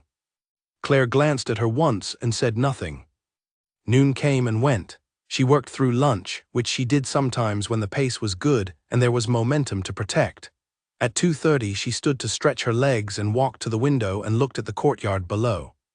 There was a man sitting on the bench in the center of the courtyard. He was reading a newspaper. He was very ordinary. He had been sitting in approximately that position for the past 2 days at different times of day, with different reading material. She had noticed him twice before and filed him as probably a hotel guest who enjoyed the outdoors. She looked at him more carefully now. He turned the page of his newspaper without looking up. She looked away. Riven, she was fairly certain. The build was right, the quality of stillness was right, the practiced invisibility of someone who was very good at being somewhere without registering. He was watching the building, watching who came and went. She turned back to the table, she sat down, she picked up the next folder. The question was not whether they were watching her. She had known they were watching since she had seen the tracker in the records room. The question was whether the watching was surveillance or something more active, whether they were gathering information or whether they had gathered enough and were deciding what to do with it. She needed to know which one it was. The answer to that question was in the sealed Highland Purge file, and the sealed Highland Purge file was somewhere in the Accord's central archive. She could not access that file directly. She was a records administrator on a temporary contract, not an Accord executive. But the Accord's compliance database, which she was currently working in as part of the merger project, had access pathways that were not always as clean as the people who set them up believed they were. She had found this out 2 days ago while working through the signatory verification section, where one of the linked subdirectories had led, through a series of improperly closed permission layers, to a corner of the archive she was definitely not supposed to be in. She had backed out immediately, because going in without understanding why the door was open was foolish. But she had noted the path. She looked at her laptop screen, then she looked at Claire, who was at the other end of the table, absorbed in her own work. The other 2 staff members were both looking at their own screens. No one was watching her. She opened the database. She found the compliance section. She found the linked subdirectory. She followed the path she had memorized 2 days ago, through 2 permission layers that did not ask her to authenticate because they had been improperly configured, and into the corner of the archive. The Highland Purge file was there. Sealed, yes, but in the archive system, sealed meant a flag on the file header that prevented it from appearing in standard searches and that logged any access attempt. It did not mean the file was encrypted. It meant it was marked. If she accessed it, someone would know she had accessed it. She closed the subdirectory and came back out. Her heart was doing something she had not let it do in a very long time. It was moving faster than it should, in a way that was not entirely about fear. She had found the file, she had found the door. If she went through it, someone would know she had been there. If she did not go through it, she was working without information she might desperately need. She sat with this decision for 4 minutes while appearing to review a signatory spreadsheet. She looked at the columns and the numbers and the names, and she thought. Then she made the choice. She opened the subdirectory. She opened the file. She read it. It took 14 minutes. The file was dense: official language, dates, coordinate references, names of individuals listed as neutralized. She read it with the same calm she brought to all documents, processing it in columns, extracting the information she needed. The file told her the official version and the real version simultaneously, layered the way bureaucratic cover stories always were, the sanitized narrative on top, and below it, in the administrative records that nobody had thought to sanitize, the actual sequence of events. Orders given, resources deployed, the timeline of the Highland Purge night. And there, in the resources section, a name. The person who had authorized the resource deployment. The person who had signed the operational order that sent a unit into the Highlands that night. She had known this name from Oria's letter. She had been afraid of confirming it. And now she had confirmed it, in an official Accord record signed and dated. Nalin Crest, Senior Accord Executive, Territory Oversight Division. The man who had been sitting 3 seats to Selim Vane's left at the summit meeting she had walked past last week. The man who was, right now, somewhere in this hotel, working on the merger documentation that she was cross-referencing from the other side. She closed the file and came back out through the permission layers and went back to her signatory spreadsheet. She sat for a moment. If Selim had received the archived file through Riven's request, he would have seen the same record. He would have seen Nalin Crest's name on the operational order. He might or might not know what to make of it yet. He might be asking Nalin Crest about it right now, or he might be holding it the way a careful person held a conclusion, quietly, until there was enough to act on. Or he might not have received the file yet. It was sealed. Sealed files came through executive channels. Those channels had delays. She had possibly just found out what he was going to find out, before he found out it. She did not know what to do with this. She had not planned for this specific version of events. She closed the database and picked up the next compliance folder, and did the only thing she knew how to do when she did not yet have a plan. She did good work. She was efficient and quiet and thorough. And she thought very carefully about what she was going to do next. Because the calculation had changed, she could feel it, the shift in the thing she was managing, the way the problem had expanded from a 2-variable equation into something with more dimensions than she had started with. She had come here to do a job and disappear. She was still going to disappear, but between now and then she had learned something that changed the shape of the danger entirely. Nalin Crest was here. Nalin Crest had signed an order that burned her pack to the ground. And Nalin Crest, when the Accord census sweep ran in 8 days, was going to see an unregistered wolf in his territory and be the first person to see the scan results. She needed to be gone before the sweep.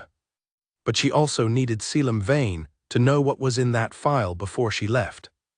Because if she vanished without that information reaching him, Nalin Crest would bury the file again, and the truth would stay buried, and she would spend the rest of her life hiding from both of them instead of just one. The afternoon passed. At 5 o'clock she packed her bag, said good evening to Claire, and walked to the elevator. In the lobby she scanned the room without appearing to. The courtyard was empty now. The man with the newspaper was gone. 2 Accord executives she recognized from the conference crossed the lobby without looking at her. She went through the revolving door and onto the street. She was halfway down the block before she made the decision. She stopped walking. She stood on the pavement for 6 seconds. Then she turned around and went back to the hotel. She asked at the front desk, which Sweet Selim Vane was using as his working office. The front desk clerk, a polished young man with a practiced expression of helpful neutrality, told her that he could not confirm or deny which rooms were occupied by specific guests. She had expected this. She thanked him and moved away from the desk and stood near the lobby seating area with her bag over her shoulder and thought about the fastest alternative route. Riven would know where Selim was, but Riven was surveillance, not accessible. Claire would know, but Claire would ask why. The Accord staff she had passed in the lobby were a possibility, but she did not know any of their names, and approaching a stranger to ask where the Alpha King was at this hour of the evening was not something she could do without drawing the exact kind of attention she had spent years avoiding. She was standing near a cluster of armchairs next to one of the lobby's supporting columns, and she had been standing there for approximately 45 seconds, which was long enough to be noticed by anyone paying attention. Someone was paying attention. Miss Cole. She turned to the left. Selim Vane was sitting in the armchair nearest the column. He had a coffee on the table beside him and a document folder in his hand, and he was looking at her with that familiar quality of focused, unhurried attention. He had probably been there the whole time. He had probably watched her at the front desk. He had probably watched her think. "Mr. Vane," she said. "Were you looking for someone?" he asked, which was not an innocent question. She made a decision in the space of one breath. "Yes," she said, "I was looking for you." Something in his expression changed very slightly, not surprise exactly, more like something confirming. "Sit down," he said, and it was not quite an order and not quite a request, and she sat because she had come back for exactly this, and she was not going to let the manner of the invitation stop her from doing what she had decided to do. She put her bag on the floor beside the chair and looked at him directly. He waited. He was very good at waiting. "I need to tell you something," she said, "and I need you to hear it without asking me questions about myself until I'm done. After I'm finished, you can ask whatever you want, but I need you to let me say all of it first." He set the document folder down. "All right." She looked at the table between them for a moment, at the coffee, the folder, the arrangement of ordinary hotel objects. Then she looked up. "There is a file in your central archive," she said. "A sealed file. The Highland Purge 10 years ago. I think you've requested it through your tracker, and if you haven't received it yet, you will. When you read it, there is a name in the resource authorization section. Nolan Crest. He is currently on the 5th floor of this hotel working on the merger documentation." She stopped. She watched his face. He was very good at keeping his face clean, but she was very good at reading clean faces, and what she saw was a stillness so complete it was its own answer. He had not received the file yet, but the name landed with recognizable weight. "He authorized the purge," she said, "not as a containment operation. The official record calls it a rogue suppression. It was not. It was an elimination order against a specific pack, because of a genetic bloodline they carried." She stopped again. "That bloodline," she said. She let the two words sit there between them. His expression did not change, but something in the set of his shoulders shifted very slightly, and she watched his eyes move through something complex, an accounting, a recalibration, a question being assembled. She had said enough. She picked up her bag and stood up. "I'll finish the records project," she said. "I'll have the portfolios complete before the 23rd. After that, I'll be leaving Dunmore." She waited one bite to see if he would speak. He said nothing. She walked to the main door and went through it and out into the cold evening, and this time she did not stop walking. Behind her, in the armchair beside the lobby column, Selim Vane sat very still for a long time. Then he picked up his phone and called Riven. "The archive file," he said. "How long until we have it?" "Tomorrow morning," Riven said. "It's coming through the executive courier system." "Is Crest still in the building?" A pause. "Yes, he's on 5. He has a dinner meeting at 7. "Cancel it," Selim said. Another pause. "On what grounds?" "Tell him I need to see him." He put the phone down and sat for another minute. Outside the lobby windows, the city was doing its evening thing. Lights coming on, traffic thickening, the ordinary machinery of a city transitioning from work to something else. He thought about a woman who had walked back into a building she had been trying to leave, walked up to the front desk and asked for him by name, and then sat down across from him and said the truest thing she could have said in the fewest possible words, and then left again. He thought about a name in a file he had not yet read, but could now half predict the contents of. He thought about a bloodline he knew only from old records, something he had read about once, in a text that was so old it was written in the formal script used by pack historians centuries ago, something that was supposed to have ended long before any living person's memory. He thought about a woman who smelled like nothing, like the clearest, emptiest air. Like a space in the world where something was being very carefully kept from being found. He stood up, he buttoned his jacket, he went to the elevator. On the 5th floor, Nalan Crest's suite door was still closed. Selim did not knock yet. He stood in the hallway for a moment with his hands in his pockets and the sealed file request pending and the name circling in his mind and the question that was not yet fully formed but was getting there, getting solid, getting to the point where he would need an answer and the answer would need to be true. Then he knocked. Nalan Crest was 61 years old and had been part of the Accord's executive structure for longer than Selim had been alive. He was a man of medium height who had learned, over decades of political work, to take up exactly the space required and no more. His face was the kind of face that was pleasant in photographs and difficult to recall after a meeting. He was precise with language in the way people were precise when they had spent years in environments where imprecision had consequences. He opened the door when Selim knocked, and his face did the thing it always did: pleasant adjustment, professional warmth, the micro-performance of a man for whom expression was a tool and not a reflex. "Selim," he said, "I thought you had something this evening." "I moved it," Selim said. "May I come in?" Nalan stepped back and Selim entered the suite.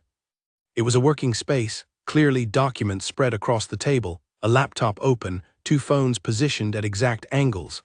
Nalan Crest always had 2 phones. He had given an explanation for this once, something about time zones, and Selim had accepted it the way you accepted small habits of busy people without examining them. He examined it now. "Sit down," Nalan said, gesturing at the seating area. "I'll stand," Selim said. "This won't take long." Something moved very slightly in Nalan's expression, an internal adjustment barely visible but there. Selim catalogued it and moved on. "The Highland Purge," Selim said. The adjustment happened again, more pronounced this time. Nalan's face stayed pleasant, but something behind the pleasantness had changed its weight. "A very old matter," Nalan said. 10 years, Yes, before your time as Alpha." "It was in the files I inherited," Selim said. "I read it once, the summary." "The summary covers it adequately," Nalan said, which was the kind of sentence that was doing 3 things at once. "I've requested the full archived file," Selim said. "I expect it tomorrow morning." Nalan was quiet for a moment. He moved to the table and straightened a document that did not need straightening. "May I ask what prompted the interest?" "A name in an administrative audit," Selim said, which was not a lie and was not the whole truth. Nalan turned around. He looked at Selim with an expression that had finally dropped the pleasantness and replaced it with something more honest, a kind of assessment, careful and slow. "The purge was a necessary operation," he said. "It was handled correctly within the authority I had at the time." "The authority you had at the time," Selim said. "Yes, under the previous Alpha's executive scope. He authorized it. He signed off on a containment recommendation I provided." This was the careful version. Selim could hear the carefulness in every word, the kind of careful that came from having rehearsed an answer for a very long time, just in case the question was ever asked. "What was being contained?" Selim said. "Rogue activity in the Highland Territory." The pack in question had several members who had gone outside pack law. It was a public safety issue. 37 members, Selim said. "Yes, including children." The room was quiet. Nalan's expression did not change, but his hands, which had been resting at his sides, moved slightly. A small thing. He put them in his pockets. "Unfortunate," he said. "These operations are always imprecise." "Imprecise," Selim said. The alternative was a prolonged destabilization of the Highland Territory. The previous Alpha made the call based on my assessment. Selim looked at him for a long moment. He was not doing this to get a confession. Nalan Crest was not going to confess anything in a hotel suite on the basis of a requested archive file. He was doing this because he needed to see the man's face when the subject was raised. He needed to read the tells. He needed to understand whether the file, when it arrived, was going to tell him something that Nalan already knew was coming or something that was going to surprise him. Nalan was not surprised, which meant he knew the file existed. He had always known, and it was possible he had taken steps over the years to ensure that the file stayed sealed and that the records it contained were the records he had wanted recorded. "Thank you," Selim said. "That's helpful context." Nalan's expression shifted back toward pleasant, with the slight relief of a man who has come through a conversation intact. Of course. Anything you need on the historical records, just ask. Selim moved toward the door. He paused with his hand on the handle. One other thing, how familiar are you with the Verath bloodline?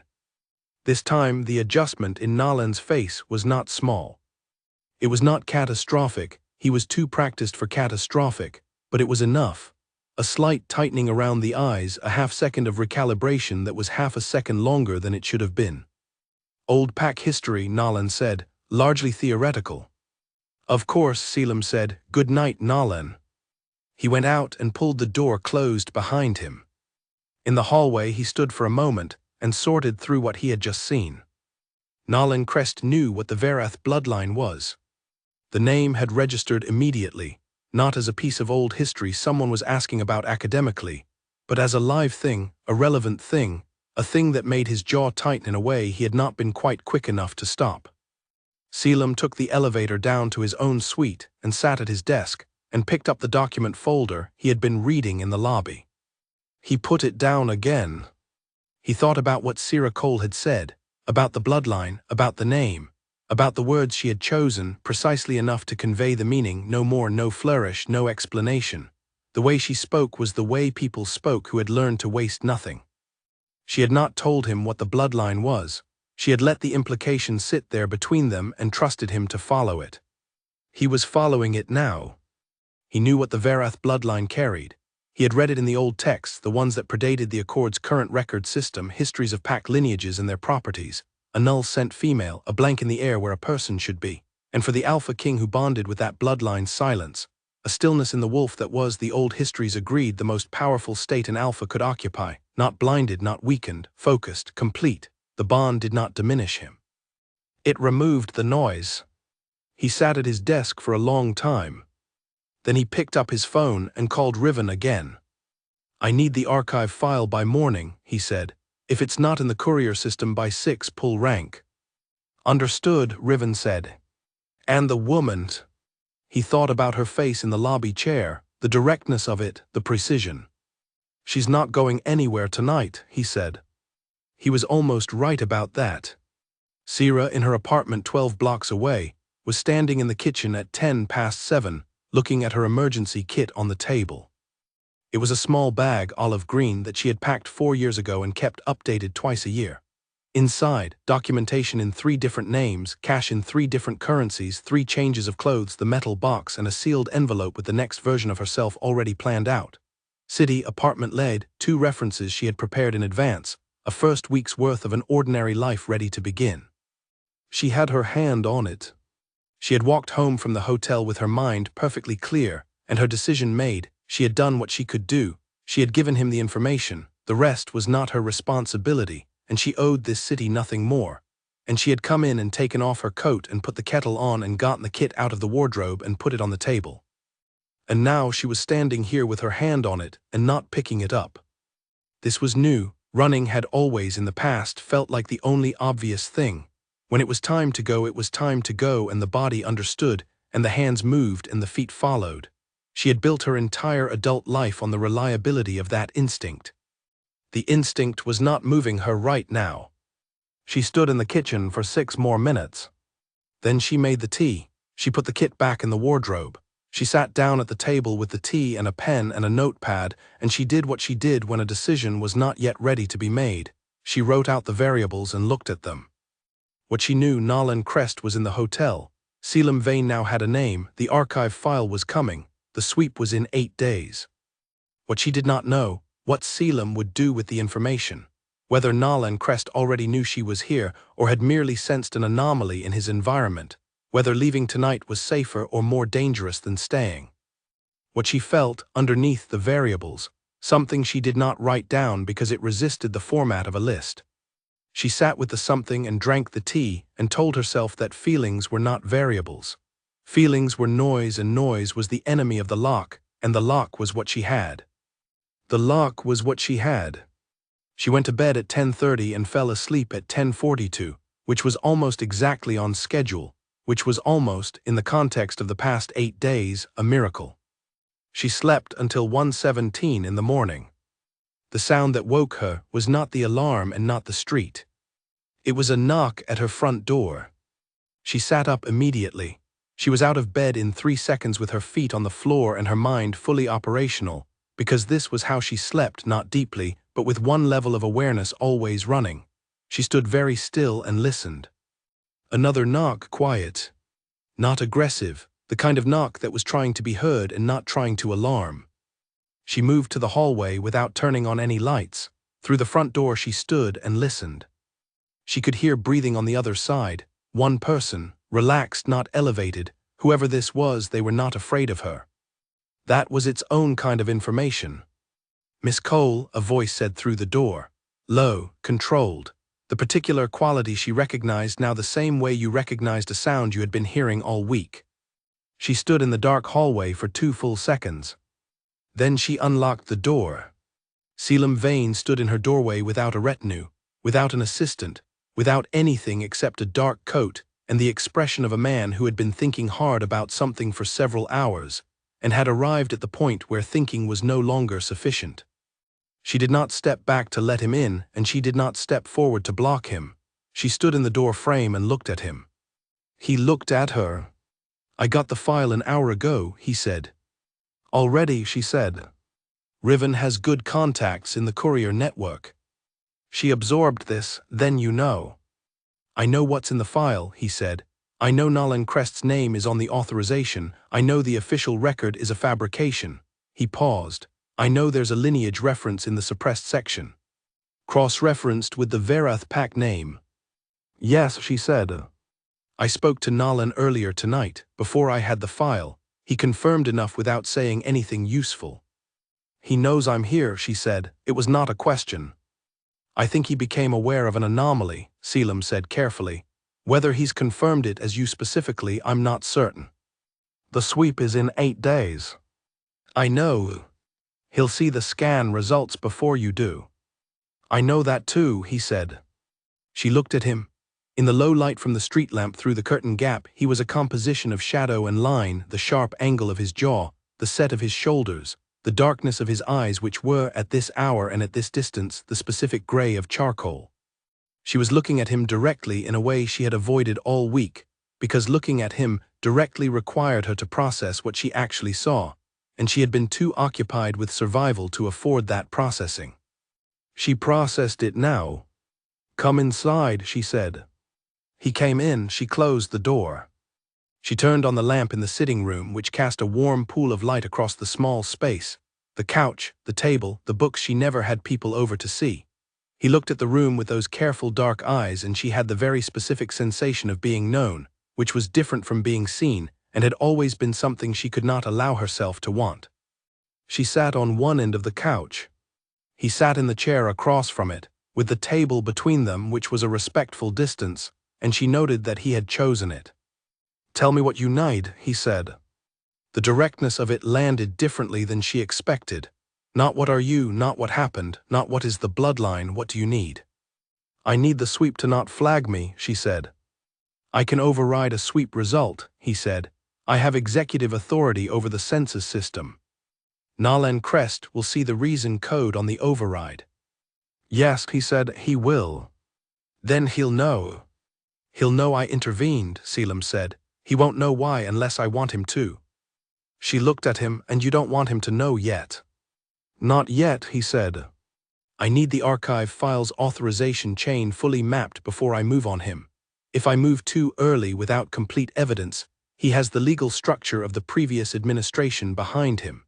It's not enough to have his name on a file he'll claim was authorized under emergency provisions." This was tactical, and she understood tactics. "How long?" 3 days, he said. 4 at most. Riven is already on the chain. The sweep is in 8. Then we have time. "Oui," she said. He met her eyes. "Yes." She sat with the word for a moment. It was a small word, and it was doing a very large amount of work, and she was not certain she trusted how it landed, in her chest, specifically, in the place where the suppressed thing had been making sounds all week. "If you override the sweep result," she said, "I become a known quantity in your system." "You already are," he said simply. "You came back to the hotel tonight. You sat across from me and said Nalan Crest's name. There is no version of this where you are not already a known quantity. She had known this. She had known it when she turned around on the pavement. She had known it when she sat down in the lobby chair. She had known it, in some part of herself, from the moment in the hallway on the first day when she had looked up and met his eyes and something in her chest had moved for the first time in 10 years. I want to see the file, she said. I have it with me, he said. He reached into his coat and put a sealed document envelope on the table between them. She looked at it. She had already read the relevant sections through the database earlier, but reading an official document through an improper access pathway on a work laptop in a hotel suite was one thing. Reading the physical file, the actual archive copy, the signed original, was something else. She picked it up. She read it slowly all the way through, beginning to end. He was quiet while she read. She had the sense that he was watching her, but not intrusively, the way you watch someone read something that mattered to them, with attention rather than impatience. In the suppressed section, buried under 3 layers of administrative language that would be meaningless to anyone who did not know what they were looking for, was a single paragraph about the Verath bloodline. It described the null scent trait as a genetic anomaly of historical significance that had been confirmed in 2 members of the pack, an adult female, neutralized in the operation, and an adolescent female, status unconfirmed. Unconfirmed. She had been 16 and she had run barefoot in the snow, and the status had never been confirmed because nobody had found her. She put the file down on the table. She looked at the table for a moment, at the plain surface of it, at the lamp's light on the wood. Status unconfirmed, she said. Yes, he said. That means he's always known there might be a survivor. Yes. And the sweeps, she said. The expansion of the sweep radius over the past 3 years into cities like this one. He was quiet for a beat. I approved the sweep expansions, he said, on security grounds, rogue activity in border territories. She looked at him. Did Nalan Crest recommend them? The answer was in his expression before he gave it. Something tightened very briefly around his eyes. Yes, he said, he did. She sat back. The sweep expansions had not been about border security. They had been Nalan Crest systematically narrowing the search, territory by territory, year by year, looking for the adolescent female whose status was unconfirmed. Looking for her. She had been a step ahead of it without knowing exactly what she was a step ahead of. She had relocated twice before the sweeps reached the cities she had been in. Her suppressant had kept her below detection. The one thing she had consistently underestimated was how sustained the search had been, how patient, how institutional. She was not a ghost that someone hoped had not survived. She was a gap in a plan that someone had been trying to close for 10 years. He'll figure it out, she said. When the sweep runs and the result comes back clean, an override on a single individual in a city where he's been watching, he'll read the code. 3 days, Salem said. Give me 3 days. She looked at him across the table in the lamp light. Why, she said, why does this matter to you? I'm an anomaly, I'm a complication. You could simply report me, let the system run, remove a problem from your territory. He looked at her for a long moment. I read the full archive file, he said. Not the suppressed section, all of it, the operational log, what happened that night. She did not say anything. Nobody in that pack went outside pack law, he said. There was no rogue activity. Nalan Crest fabricated an emergency provision and used the previous Alpha's authority to execute an order the previous Alpha likely did not fully understand. He paused. 37 people died to prevent a bloodline from existing, including people who had no knowledge of why they were being targeted. She looked at the table again. I inherited an accord with a crime in its foundation, he said. I didn't know about it. That matters to me less than I would like it to. The fact that I didn't know does not mean it didn't happen under this institution's authority. You couldn't have stopped it, she said. You were 16 yourself. That's not the point, he said. It was not the point, she understood that. The point was the thing underneath what he was saying, that he was a person who had looked at an injustice he had not committed and decided it was his responsibility to address it anyway, and this was the kind of person she had not encountered in a very long time. Perhaps since Aurea, who had pressed a letter into a teenager's hands in the dark of a burning night and said, "Remember this name, remember this name." She sat in the quiet of her small sitting room with the lamp on, and the street outside, and the file on the table between them. 3 days, she said. 3 days, he said. She did not say yes and she did not say no, but she also did not say get out and he did not leave, and the silence between them was the kind that had weight and content, not empty, not uncomfortable, something being worked out on both sides without the noise of words getting in the way. He left at 2 in the morning. He said he would not contact her until there was something to say which she understood and appreciated. He said Riven would be close, which she was less certain how to feel about. He said if anything changed before the 3 days were up, she should call the number he put on a small card, not a business card, a plain white card with a handwritten number, and she looked at it for a moment before she put it in the pocket of her cardigan. She locked the door behind him. She stood in the sitting room for a few minutes in the lamp light. Then she turned off the lamp and went to bed, and did not sleep for a very long time. She thought about what had happened in the past 6 hours with the same systematic care she brought to all large things. She broke it into its components. She examined each component separately. 1. Selim Vane had come to her apartment alone, and in the middle of the night, which was the action of someone who had decided to deal with a situation outside formal channels. This was either pragmatic or personal or both. 2. He had said we. 3. He had sat across from her in her sitting room and talked about the contents of an archive file with a kind of directed anger that was quiet and real and not for show, because there was nobody watching to perform it for. 4. She had given him 3 days, or rather she had not refused him 3 days, which was effectively the same thing and she knew it. She examined this last component for longer than the others. She had spent 10 years in a discipline of distance. Distance was not coldness. She was not cold. She had coworkers she liked and a neighborhood she found comfort in and a pharmacist she exchanged 4 sentences with every 2 weeks and felt in some minimal but real way glad to see. Distance was structure, the structure that kept the lock working. You could not be close to people and be safe. The two things were incompatible. She had made this deal with herself at 16 and renewed it annually without sentimentality because she had understood it was necessary. But something had been making sounds in her chest for a week now, and the sounds were not going away, and the discipline of distance had not stopped them. She pressed the heel of her hand against her sternum again in the dark. It was not appropriate to feel anything about Selim Vane beyond strategic assessment. She understood this. He was the most powerful wolf in the Northern Territory. He had come to her apartment at 1 in the morning with an archive file, and the situation between them had a finite scope and a clear endpoint.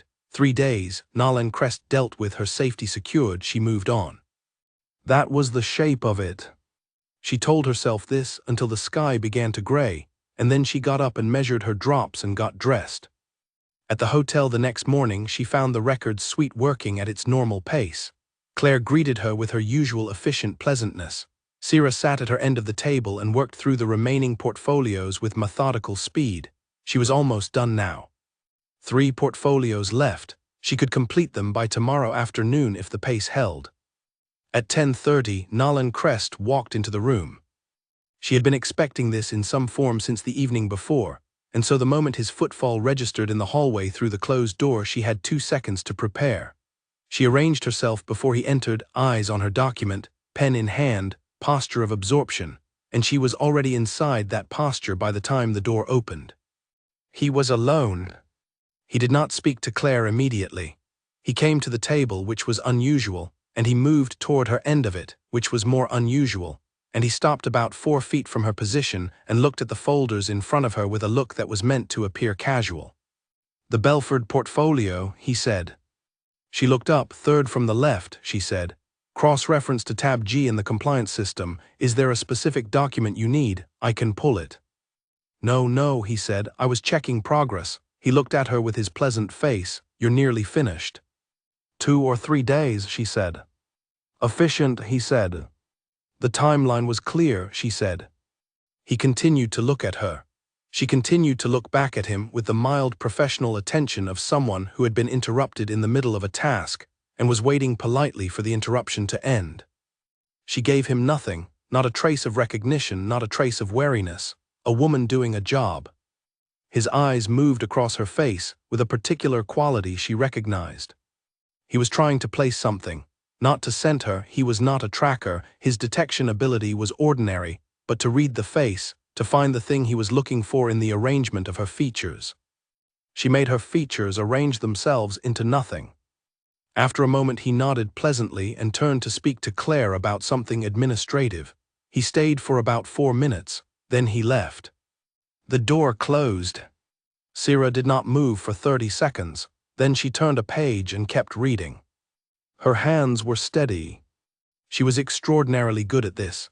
She had known this for a long time, but it hit differently now in the context of the past week. She was extraordinarily good at being nothing, at presenting a surface so clean it held no purchase.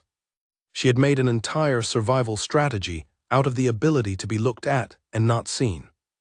But the thing Nalan Crest had not been able to find in her face this morning was the same thing she had been spending a week trying not to find in herself, and she was increasingly aware that the two were related. She could be a blank to him because she had been a blank to herself for 10 years. The suppression was not just chemical, it was deeper than that, more structural. She had suppressed being a person who could be found. She finished the paragraph she was on and moved to the next one. At noon she ate her lunch at the table again and checked her phone. No message from the card number. She put the phone away. At 2:40 she completed the 9th portfolio and stretched her hands and looked out the window. The courtyard was there. The bench was there. No man with a newspaper. She did not know if Riven's absence was good news or not. At 3:15 a courier arrived with a delivery for Claire. Claire signed for it and brought it to the table and opened the envelope and looked at what was inside and then looked at Sierra. "This is for you," Claire said.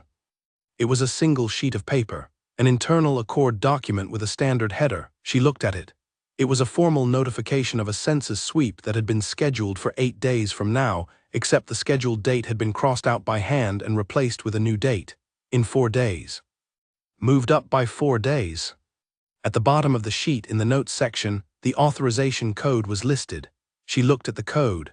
She did not know all Accord authorization codes, but she knew enough from 4 years of working adjacent to their documentation.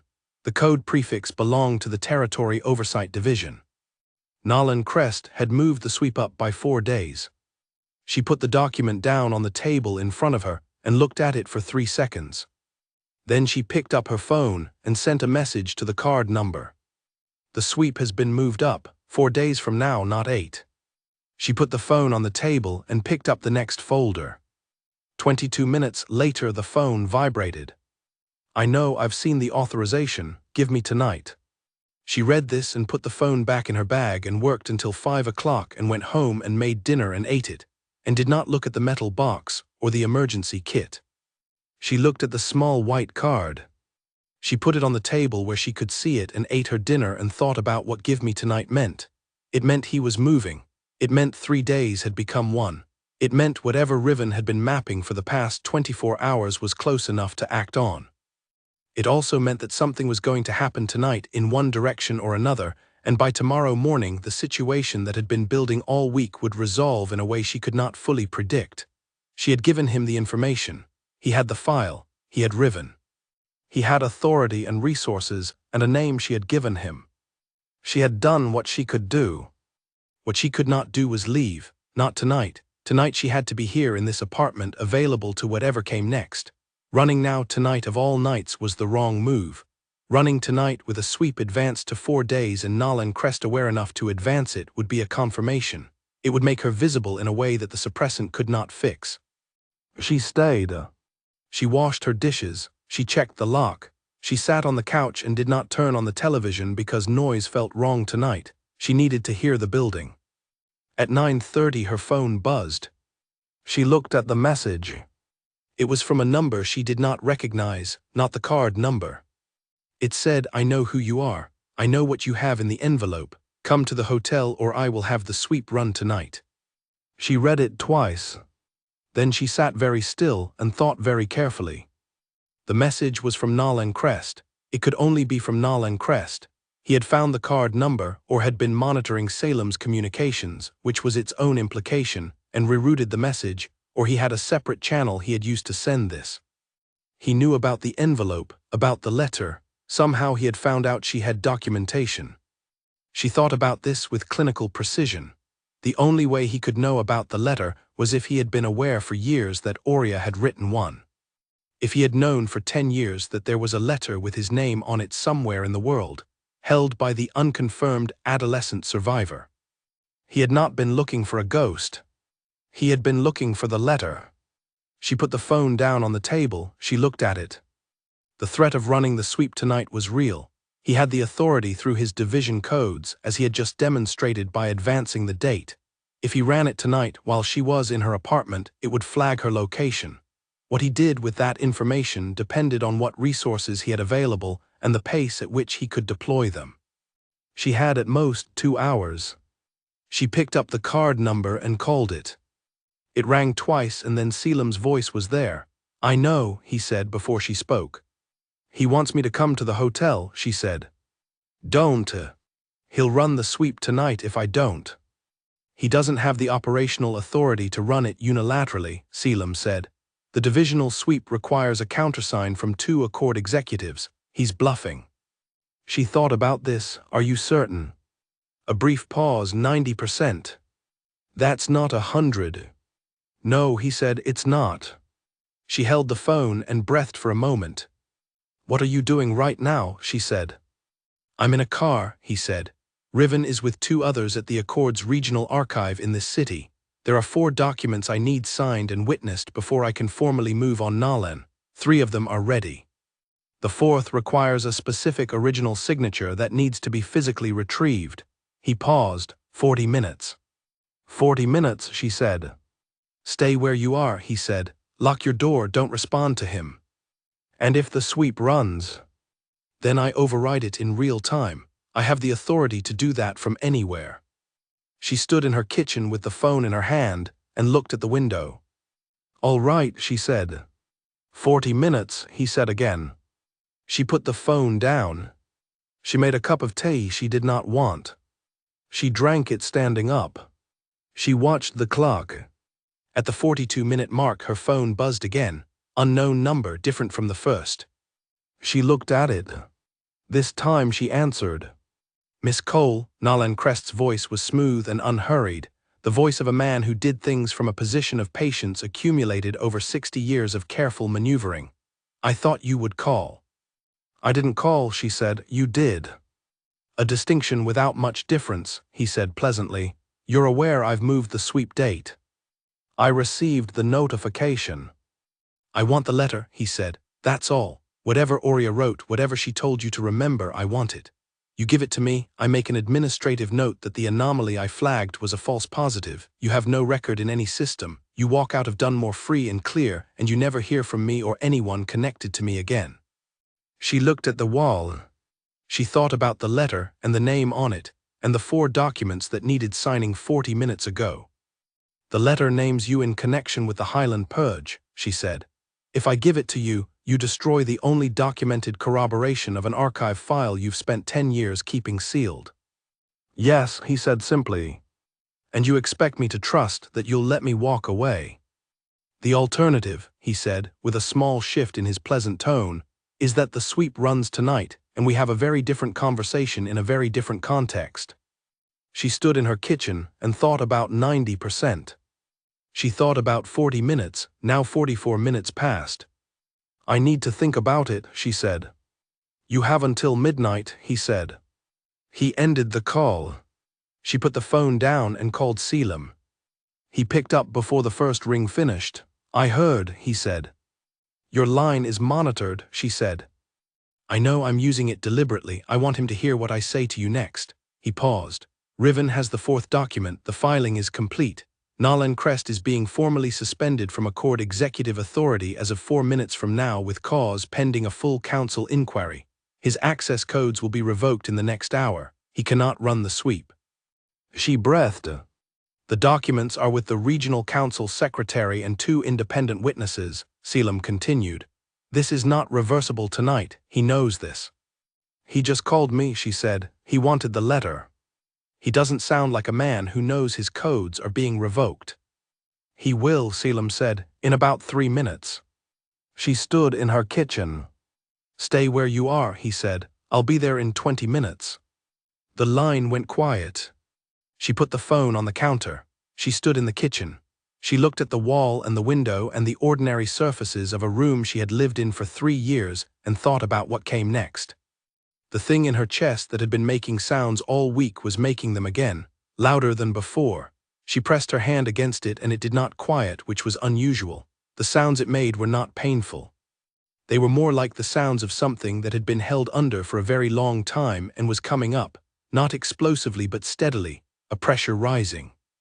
She went to the sitting room and sat on the couch. She put the lamp on. She sat there until the knock came at the door. This time she opened it immediately. He looked in the soft hallway light of her building's corridor, exactly like he had looked every time she had seen him, that structural quality, the broad-shouldered solidity, the eyes that had the dark quality of charcoal. But something in his expression was different from the previous night. Last night he had arrived with contained purpose. Tonight there was something less contained, something that had moved. "Come in," she said. He came in. She closed the door. She had not offered him tea the previous night, and she considered it now and decided against it, because offering tea was a kind of normalizing, and the situation was not yet normal. They stood in the sitting room, both of them, and she looked at him. "He's suspended," she said. "Yes." "The council inquiry."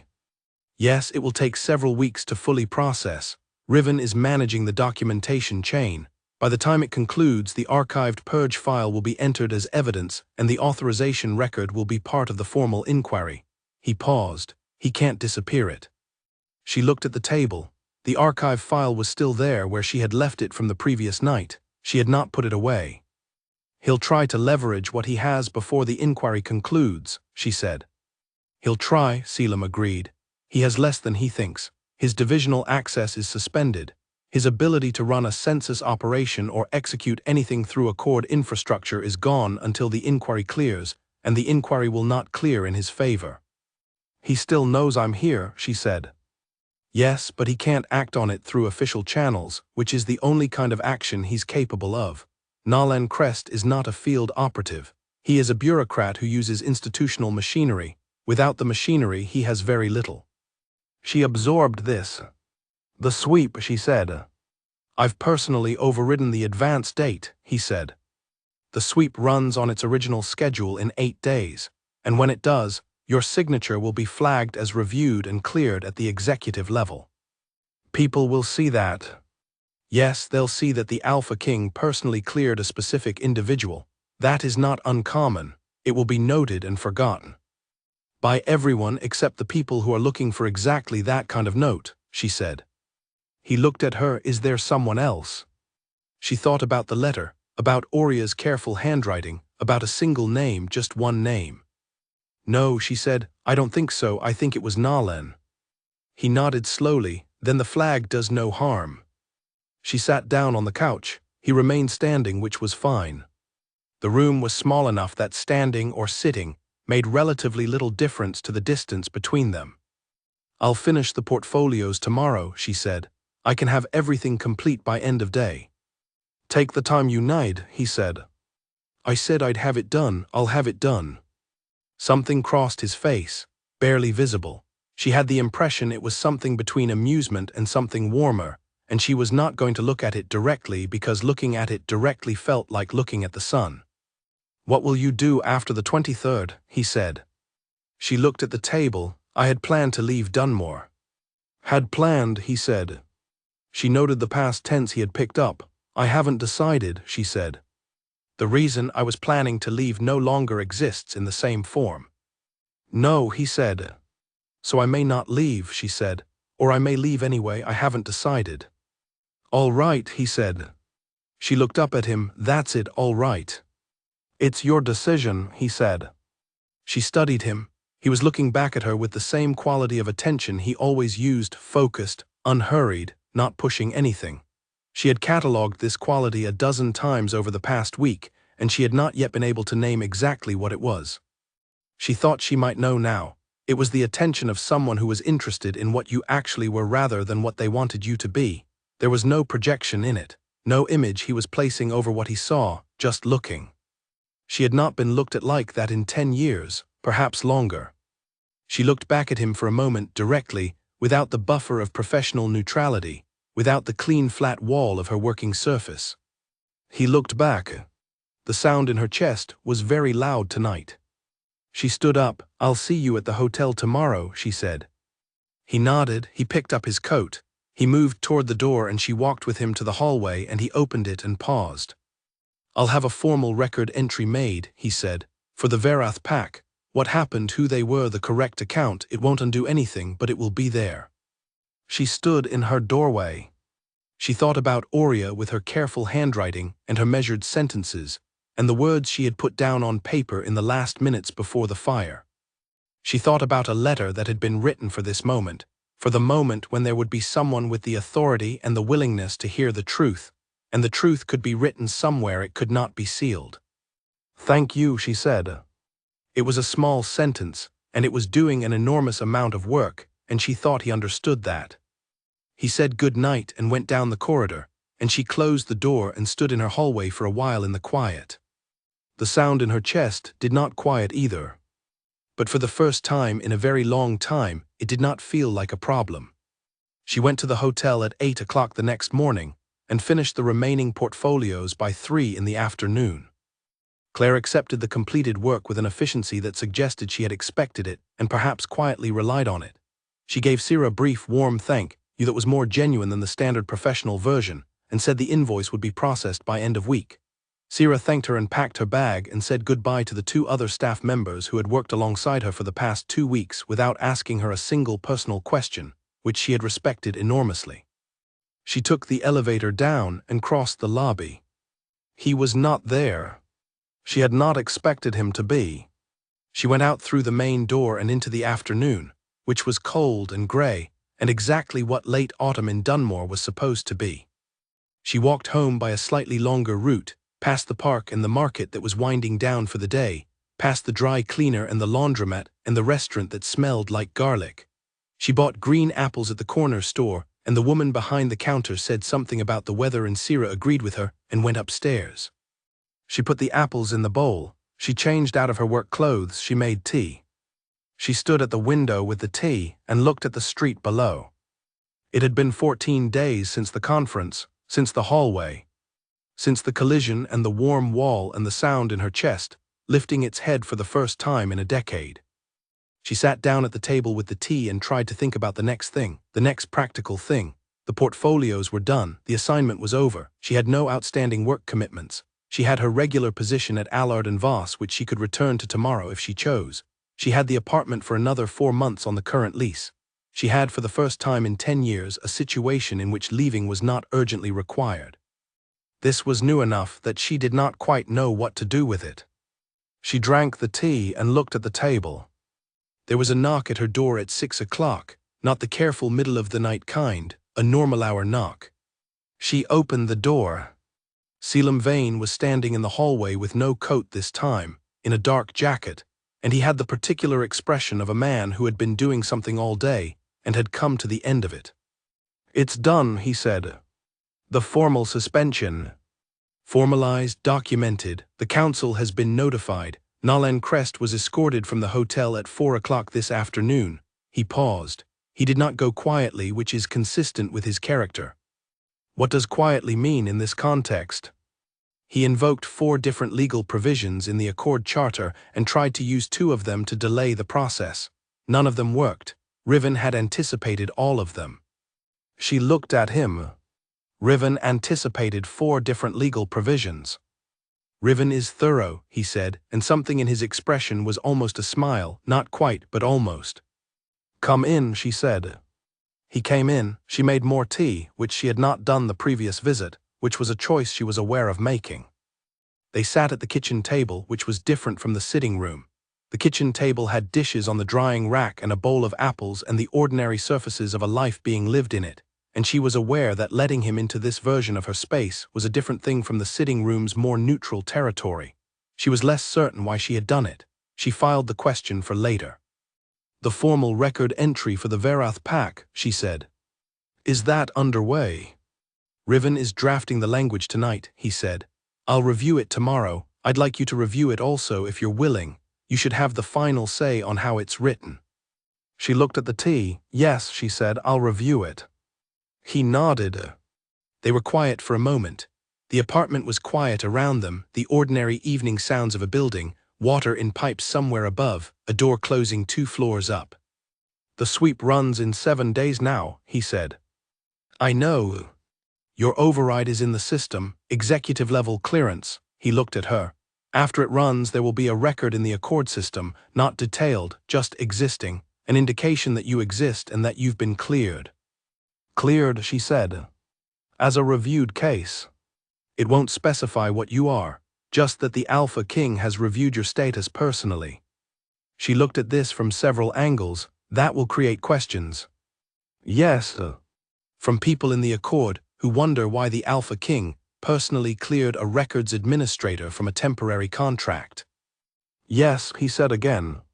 She looked up at him. You're telling me this on purpose. I'm telling you because you should know, he said, and because the questions it creates are mine to manage, not yours. I wanted you to understand that they will exist and that managing them is not a problem. She studied him. You're comfortable with that? He met her eyes. Yes. She sat back. The kitchen was warm from the stove and the tea, and outside the window the evening had gone properly dark and the street lamp was on.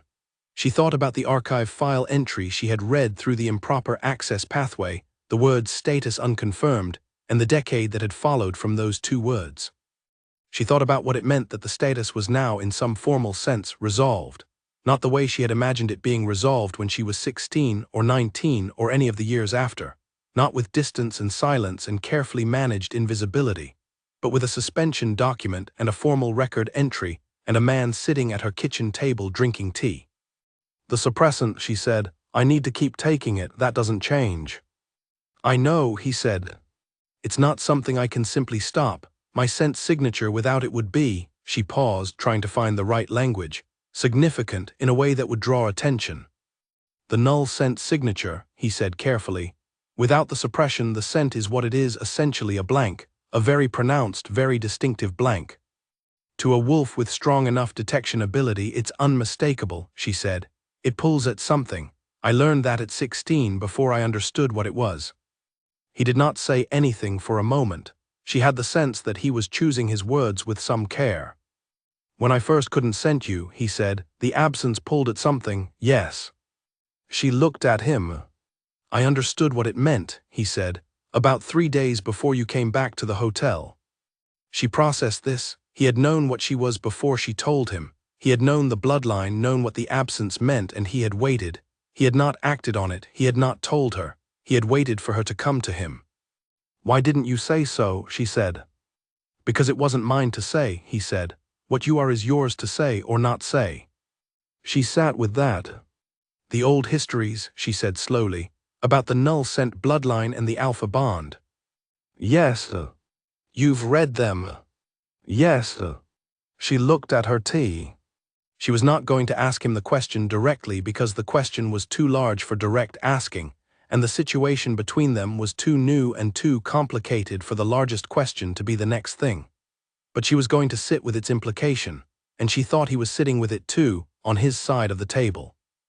I'm not going anywhere, she said, which was not the question but was related to the territory around it. He looked at her. Good, he said, just that. She picked up her tea. He picked up his. The lamp was on and the evening was outside and the kitchen had the quiet warmth of a room where 2 people had been through something together without fully having to explain it. She thought, this is the most dangerous thing I have ever done, sitting here. In my kitchen, letting the lock be something other than a lock. She thought, danger is a measurement, and what is on the other side of this particular danger is something she had no language for yet, only the sound of it. The sound was still there, loud and unafraid and entirely hers. She did not press her hand against it. She let it make its sound. He stayed for 2 hours. They did not talk about the bloodline again. They talked about smaller things. She asked about the council inquiry timeline, and he explained the Accord's procedural structure with a directness that made clear he was explaining it as information and not as performance of expertise. She asked about Riven peripherally, and he said something about their 11 years of working together that conveyed, briefly, what that kind of sustained trust looked like from the inside. She did not ask personal questions, and he did not ask them either, and the restraint was its own form of consideration. At 8 o'clock he said he needed to be somewhere, and she said of course, and walked with him to the door. He paused in the doorway. "The record draft tomorrow," he said. "Send it when Riven has it ready." "I will." He looked at her for a moment, not the focused catalogue quality of the first week. This was something more direct. It was the look she had given him 30 minutes ago at the kitchen table, unfiltered, without the professional buffer. The kind of looking that did not need anything from what it found, and so could take in what was actually there. She let him look. "Good night," he said. "Good night," she said. She closed the door and stood in the hallway, and listened to his footsteps move down the corridor and the sound of the stairwell door, and then quiet. She went back to the kitchen. She picked up both cups and washed them and dried them and put them away. She stood at the window for a moment. Then she went to the bedroom and reached under the bed and pulled out the metal box. She opened it. She took out the envelope. She looked at it for a long moment in the lamplight from the hallway, the age-softened paper, the fold lines she knew by feel as much as sight, the faint mark where her thumb had pressed it in the first frantic minutes of that night 10 years ago. She thought about Aurea writing this, sitting in the record room of the Verath Pack house with her careful handwriting and her measured sentences, and her knowledge that there was very little time, but that the important thing, the one thing that had to survive, was not the people but the truth about the people. She thought about being 16 and reading it by flashlight in the back room of a borrowed cottage, shaking from cold and grief and the particular specific aloneness of being the last of anything. She thought about 10 years of measured drops and calculated distances and the precise architecture of invisibility, all of it in service of the day when the letter could reach someone who could act on it. That day was today, yesterday formally underway.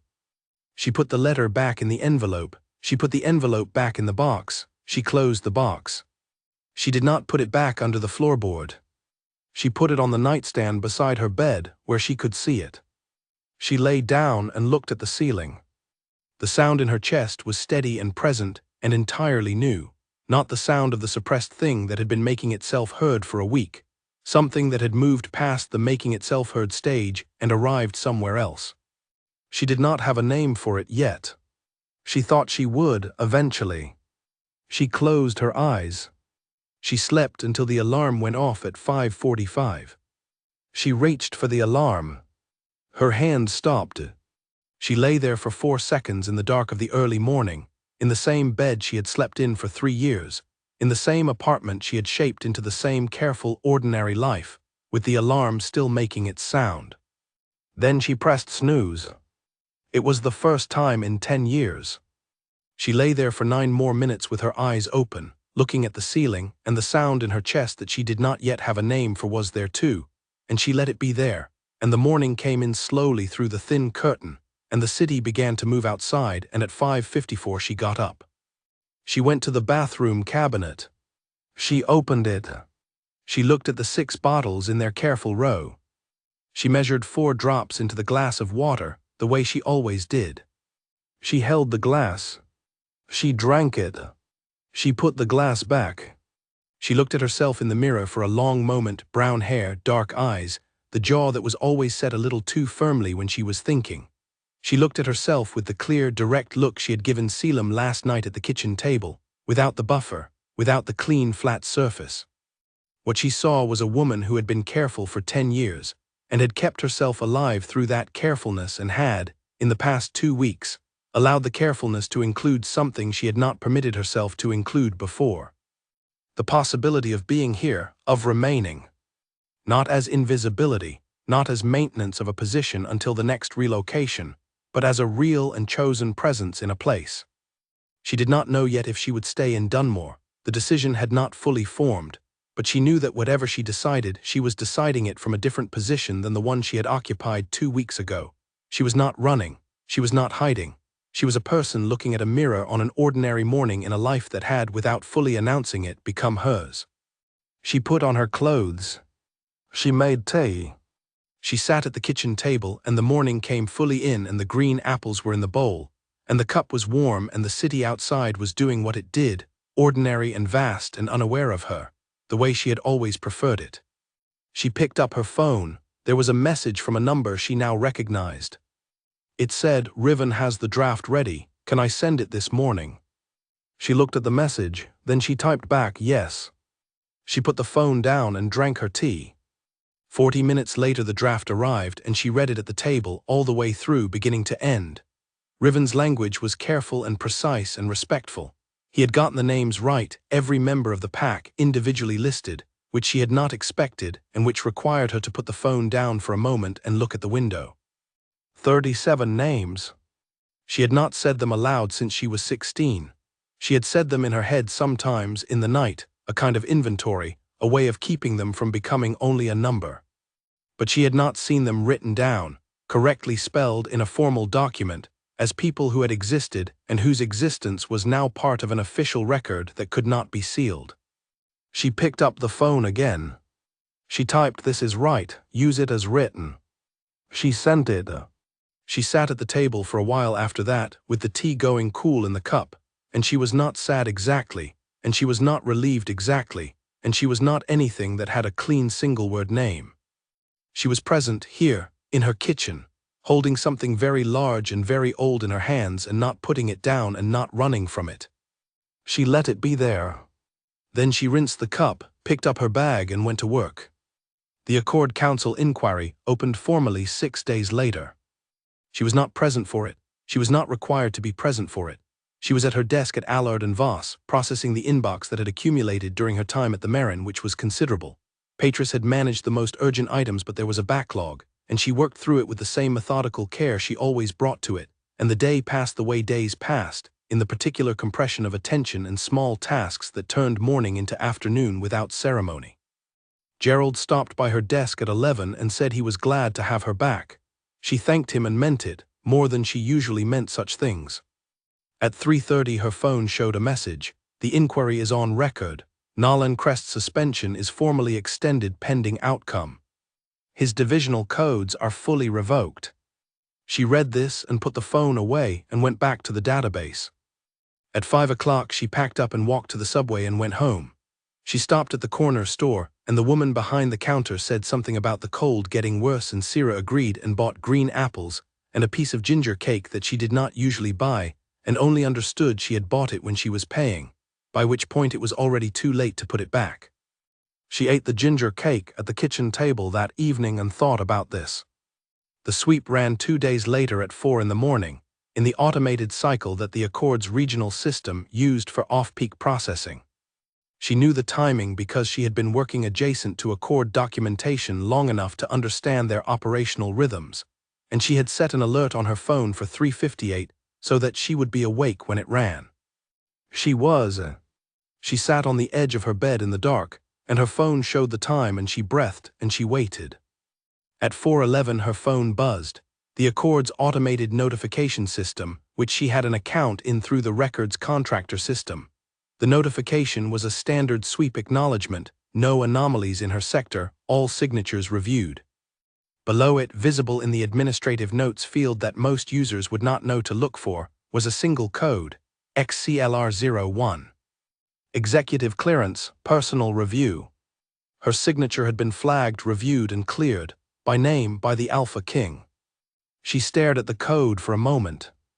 Then she put the phone down and lay back on the bed and looked at the ceiling and felt something she had not felt in 10 years.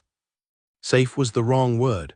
She had been safe before, or rather, she had maintained safety through such complete and exhausting vigilance that it was less a feeling and more a managed absence of threat. This was something different. This was a quiet, an actual quiet, not a manufactured one.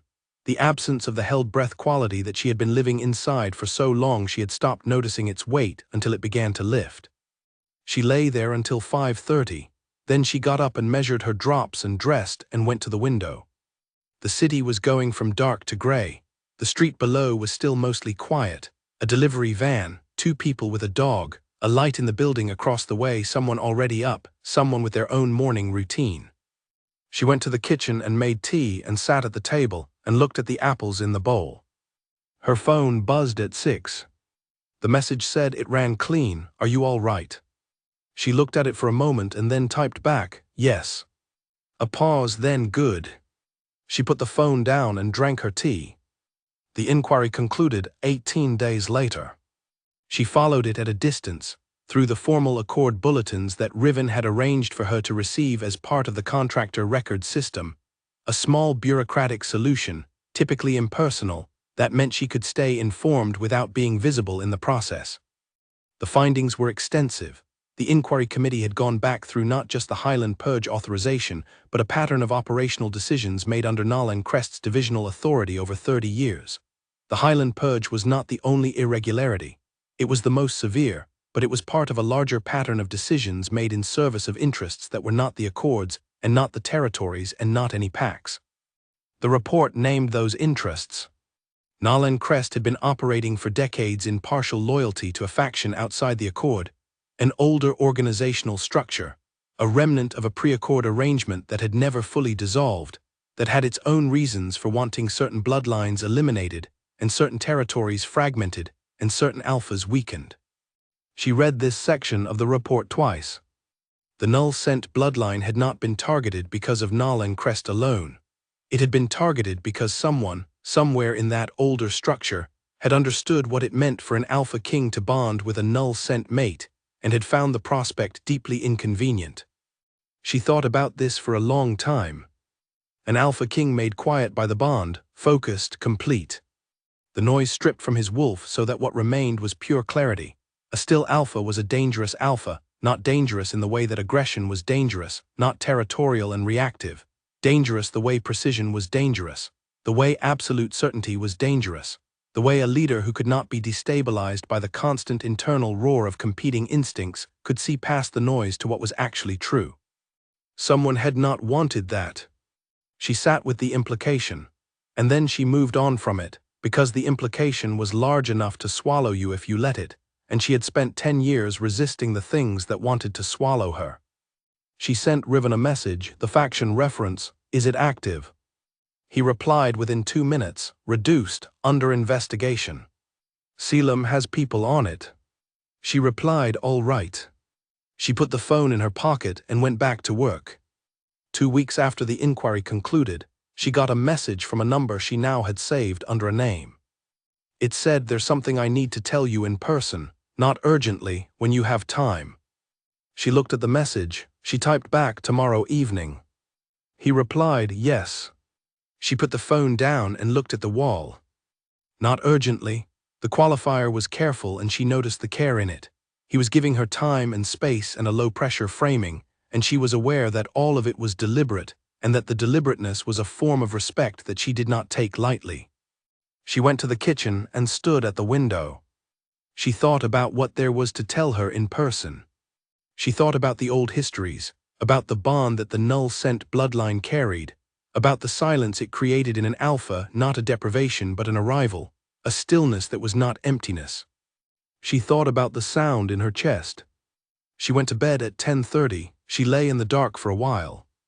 At 10:50 she reached over and picked up the metal box from the nightstand, where she had kept it for the past several weeks. She held it in the dark, not opening it. She put it back. She slept. In the morning the alarm went off at 5:45 and she lay there for 4 seconds listening to it, and then she pressed snooze. She had been pressing snooze for 3 weeks now, not every morning, but more mornings than not. She lay in the gray morning light for 9 minutes and let her thoughts be unorganized, which was new, which she was learning to tolerate. She thought about tomorrow evening. She thought about a man who said things precisely, who sat in her kitchen and drank tea without making the kitchen feel smaller than it was, who had sent the phrase "when you have time" in a context where he was the Alpha King, and she was a records administrator on a closed contract, which was either a formality or a sincerity, and she suspected it was the latter. She thought about the sound in her chest, which she had learned over the past weeks to leave unanalyzed. It was there, she was aware of it, that was enough. At 5:54 she got up. She went to the bathroom. She opened the cabinet. She looked at the 6 bottles. She measured 4 drops into the glass. She held the glass, she drank it. She put the glass back. She looked at herself in the mirror. Brown hair, dark eyes, the jaw set at its usual angle. She looked like herself. She had been looking like herself for long enough now that the mirror had stopped being a warning and had become simply a surface that showed her who she was in the mornings. She went to the kitchen and made tea, and the morning came in through the window, and the city made its sounds, and she stood at the table and felt the particular weight of an ordinary day that was about to become something else by tomorrow. She looked at the apples in the bowl. She thought, I have been here for 3 years and I chose to be here, and I am choosing to remain. That is a different kind of staying than the staying I have done before. She thought, there are things I do not yet know how to do, being known, remaining, allowing the lock to be something other than the only thing. She thought, I am 26 years old and I have been surviving since I was 16, and survival is not the same as living, and I know the difference now, and I did not always. She drank her tea. She picked up her bag. She went to work. The day moved the way ordinary days moved. Inbox, cross-references, the particular rhythm of the database she had been working in for 4 years. Patris brought coffee at 9 and asked how the big contract had gone, and Sira said it had gone well. Owen stopped by her desk at 11 to ask about a file she had organized before the Marin assignment, and she found it in 3 minutes. Gerald came through at 2 and said something approving about an audit report she had submitted that morning. Ordinary, all of it, completely, unremarkably ordinary. She thought, walking to the subway at 5 o'clock, about how extraordinary that ordinariness was. She had built it. She had constructed it detail by detail and defended it year after year, and the thing she had been defending it from was no longer, in its old form, present. What did you do with the architecture of a defense when the thing being defended against had changed? You did not tear it down. The defense had become the structure itself by now. The routines, the care, the attention she paid to systems and details, and the particular quality of quiet she maintained. These were not only protective, they were her. They had started as tools and had become character, the way anything you did for long enough eventually did. But the lock had been the part of the structure that kept other people out, and she was thinking about the lock differently now. Whether a lock was a permanent feature or a temporary one depended entirely on whether you expected the door to eventually open. She had never expected the door to open. She was revising this expectation. At home she made dinner and ate it and washed up and stood at the window with the lights of the street below doing their evening thing. She had her phone in her hand, and she was aware she was thinking about tomorrow with a quality of attention that was not anxiety exactly, but was adjacent to it. An alertness, a heightened state. She was not afraid. She put the phone down and went to bed at 10:30. In the morning she measured her drops and went to work, and the day passed, and at 5:15 she came home and changed her clothes and stood in the kitchen and waited. He knocked at 6. She opened the door. He was there in the ordinary light of the corridor, no coat tonight, a dark gray jacket, the same quality of structured presence he always had. He looked at her and she looked at him, and they had been doing this for weeks now, looking at each other in the direct way that had replaced the professional buffer, and she was almost comfortable with it. Almost. "Come in," she said. He came in. They sat at the kitchen table, the same seats as before. She had noticed they always gravitated to the same positions, which said something she was not going to analyze at this particular moment. He put his hands flat on the table, which was a gesture she had not seen from him before. Something about it was an effort toward openness. She noted it. "The Accord Council has formally restored the Verath Pack records," he said. "That went through yesterday. The full record, all 37 names including the bloodline documentation. It's in the historical archive." "Yes," she said, "Riven sent me the confirmation." "I know, he told me." He paused. "The other thing I needed to tell you is about the faction, the one Nalan was operating with." She looked at him. "Riven said it was under investigation." "It is. My investigators have confirmed 3 active members, 2 of them in pack leadership roles in the Eastern Territories. They're being managed." He met her eyes. "But the faction's original interest was in preventing the null scent bond, that specific interest, and with you existing and with your presence now known in my system, that interest is not extinct." She looked at the table. "How significant a risk?" "Current, not immediate," he said. "Reduced considerably since Nalan's fall. He was their connection to the Accord's infrastructure. Without him they have limited reach." He paused. "But limited is not none." So the suppression continues, she said. That is your choice, not mine. She looked up at him. The suppression is also the only reason nobody has identified what the bond would mean. Yes, he said quietly. If I stop the suppression and my signature registers as what it is, it becomes visible that the bond is possible. Not that it has occurred, just that it's possible. Yes, and that attracts the attention of people who spent 30 years trying to prevent it from being possible. Yes, he did not look away. I want to be clear about something. I am not telling you this to make you feel obligated to continue suppressing yourself. I am telling you because you should have all the information. Whatever you choose, whatever you decide about the suppression, about Dunmore, about any of it, I want it to be made from the fullest picture you can have. She was quiet for a moment. You said there was something you needed to tell me, she said. Yes, that was the faction update, that wasn't all of it. He looked at her for a moment, then he said, no. She waited. The bond, he said, the old histories describe it as something that happens rather than something you choose. The scent, the proximity, the time. He stopped, started again. I've been aware for several weeks that something has been building on my side. I don't know what it means on yours, and I have not asked because I did not think it was mine to ask. She sat with this. Something has been building on mine as well, she said. He looked at her, she looked at him. I'm not asking you to decide anything tonight, he said. I am not asking you to decide anything on any particular schedule.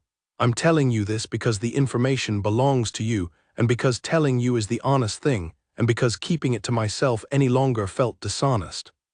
She nodded slowly. I need time, she said. Yes, he said. Not because I don't know what the something is, she said. I know what it is. I need time because knowing what something is and knowing what to do about it are different things. I understand that better than you might expect, he said. She looked at him and thought he probably did. All right, she said, then we continue as we have been. All right, he said. They sat at the table in the kitchen, with the tea going warm between them and the evening outside, and the ordinary sounds of the building around them, and neither of them said anything else for a while. This was fine. This was, she thought, its own kind of language, the quiet between two people who did not need to fill the quiet with noise, who were comfortable enough in each other's presence to sit in a kitchen and drink tea, and let the evening go about its business without commentary. She had not had this in 10 years. She had not known she was missing it until just now. At 8 o'clock he said he needed to go, and she walked with him to the door, and he said good night, and she said good night, and he went down the corridor the way he always did, and the stairwell door sounded and then quiet. She locked the door. She went back to the kitchen and stood at the window. The street below was doing its evening thing, a couple walking a dog, a light on in the building across the way, the restaurant with its garlic smell, ordinary, all of it. She stood there for a long time. She thought, the lock is still there, I can still see it from here. But the door it's on is facing something different now, and the different thing has a name I have been avoiding, and tonight I am not going to avoid it. She said the name to herself, quietly in the kitchen, with no one to hear it. The sound in her chest answered. She went to bed at 10:30. She pressed snooze at 5:45. She lay in the gray morning and let her thoughts be unorganized for 9 minutes. She got up at 5:54 and went to the bathroom and opened the cabinet and measured 4 drops into the glass and drank it and put the glass back. She looked at herself in the mirror. Brown hair, dark eyes, jaw set at its usual angle. She nodded once at her reflection, the way you nodded at someone you were making a decision with. Then she went to make tea and sit at the table and watch the morning come in, and she was still here and she was choosing it, and the choosing was, for the first time, the whole of the thing. 3 months after the night Selim Vane knocked on her door with an archive file and sat in her kitchen drinking tea, and said the word we, Sierra Cole did something she had not done in 10 years. She got a plant. It was a small one, a succulent in a terracotta pot, bought from the market on a Saturday morning while she was buying apples. She had not intended to buy it. She had been looking at the produce, and the man at the plant stall 2 rows over had arranged his display with a care that caught her eye, and she had walked over and looked at the plants for a few minutes, and then picked up the succulent and paid for it and brought it home. She put it on the kitchen windowsill. She stood back and looked at it. Getting a plant meant you expected to be somewhere long enough to keep a plant alive. Getting a plant was a statement of intention that was not dramatic and not ceremonious, a small ordinary thing that meant 100 larger things without saying any of them. She went and made tea and sat at the table and looked at the plant in the window. Dunmore, through the glass behind it, was doing what it always did on a Saturday morning: the delivery vans, the early walkers, the restaurant opening its grate with that particular metallic sound she had heard 365 days a year for 3 years. She knew this city the way she knew the pharmacy's rotation schedule, and the corner store woman's preferences in conversation, and the precise creak of the second stair in her building. She knew it from the inside, as a place she had lived in and moved through and quietly loved in the careful, distant way she had allowed herself to love things. She loved it less carefully now. This was new, not sudden. Nothing about these past 3 months had been sudden. It had been incremental and quiet, and in the direction of a thing she did not yet have a full name for, only the outline of it, the shape of something arriving. The Accord inquiry had been fully resolved in month 2. Nalin Crest's case had gone to the criminal proceedings that the Accord used for internal corruption matters, a process she did not follow in detail because following it too closely was a way of giving more space to the past than the past was entitled to. She knew the broad outcomes. She did not need the particulars. The Verath Pack record was in the archive. She had read the final version twice, once carefully, once at pace, and then she had closed it and not opened it again. She kept the metal box on the nightstand. The letter was inside it. She had not opened it in weeks, because the letter had done its work and she did not need to hold it any more in the way she had held it before, which was the grip of someone who was carrying the only evidence that a thing was real.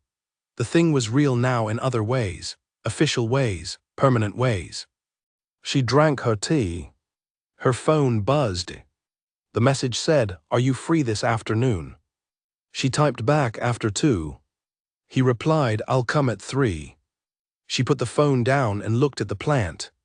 She was free most of this afternoon. She had the morning's groceries to put away and a book she had been reading in the evenings that she wanted to finish, and she had been meaning to reorganize the hallway closet for 2 weeks and had not done it yet. She would do the closet this morning. She would finish the book over lunch. She would be at the table at 3. She had been seeing Selim Vane regularly for 3 months, not every day.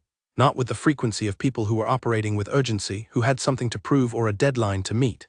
Twice a week, sometimes 3 times, always in the evening, always at her kitchen table, always with the same quality of unhurried attention that she had noted in the first week, and had come to understand was not a strategy but simply what he was like.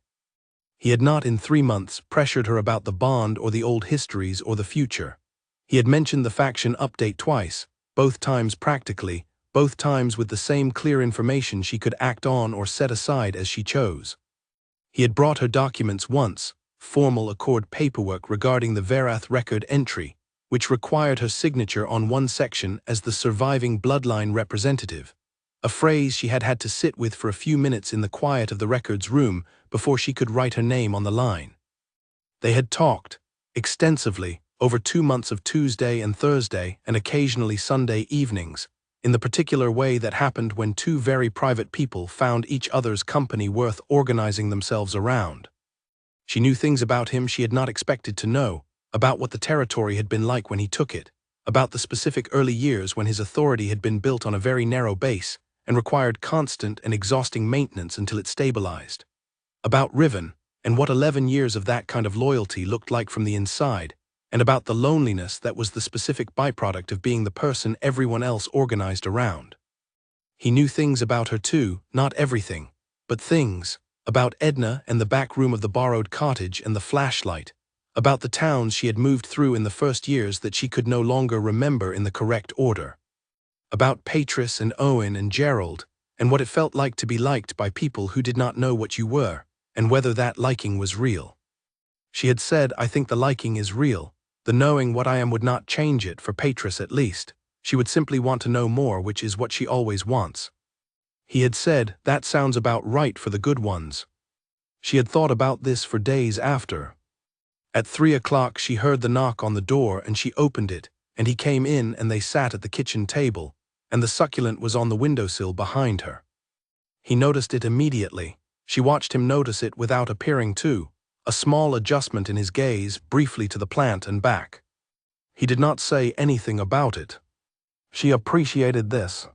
She made tea and they sat, and she told him about the market that morning, and the man who arranged his plants with such care that it was difficult to walk past without stopping.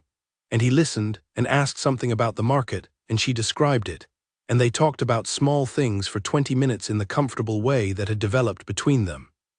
Then she said, "I have been thinking about the bond." He was quiet. "Not deciding," she said, "thinking. I wanted to tell you what I've been thinking." "All right," he said. She looked at the table. The old histories describe it as something that happens, not chosen. I've been thinking about that framing and I find it unsatisfying. Why? Because the implication is that it removes agency, she said. That the bond is simply a property of the bloodline and proximity, and the people involved are essentially passengers in it. That's one reading, he said. Is it yours? He was quiet for a moment. No, he said. I think the old histories describe what happens when the conditions exist and neither party resists. The question of whether either party actively participates seems to me to be a different and more important question. She looked at him. So it requires a choice. I think it requires two choices, he said, one from each side. She sat with this. I have been thinking, she said slowly, that the reason I find the idea of the bond frightening is not what it is. It is what I have spent 10 years training myself against, being known, being findable.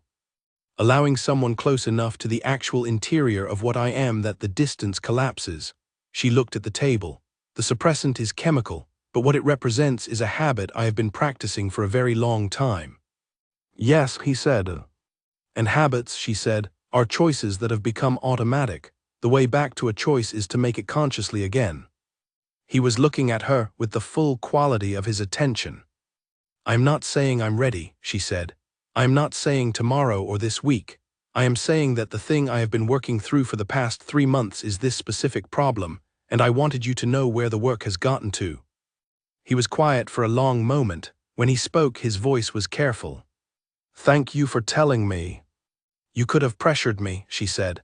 At any point in the past 3 months you could have moved things along. You didn't. No. Why not? He looked at her. Because what you choose when nobody is pushing you is the only thing worth having, he said. Anything else is just arrangement. She sat with that. I got a plant this morning, she said.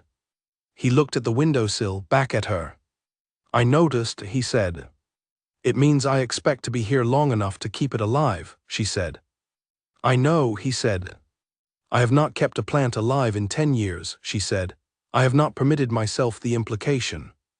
He was looking at her in the direct, unfiltered way. She was looking back the same way. I'm choosing to stay in Dunmore, she said. Not because the threat is gone. The faction is still active in reduced form and may not remain reduced. I'm choosing to stay because I am making a choice about what I want instead of what is merely safe. That's different, he said. Yes, she said, it is. She picked up her tea, he picked up his. They were quiet for a while. The plant was on the windowsill and the afternoon was outside and the city was going about its business and the kitchen was warm. She thought about the night she had turned around on the pavement and gone back to the hotel. She thought about what she had said to herself that evening, not the large thing but the small one, that there was a difference between hiding and being safe, and between running and choosing. She had been hiding for 10 years. She had called it survival and it was, but it was also hiding, and she knew the difference now. This was not hiding. This was a plant on a windowsill. This was a man drinking tea at her kitchen table. This was the city through the glass and the alarm she pressed snooze on and the sound in her chest that she had finally named, quietly alone in the kitchen a month ago and had not been afraid of since. At 5:30 he said he needed to be elsewhere and she walked him to the door. He paused in the doorway. He did not put his hand on the frame. He stood there with the quality of someone who had something to say and was choosing how to say it.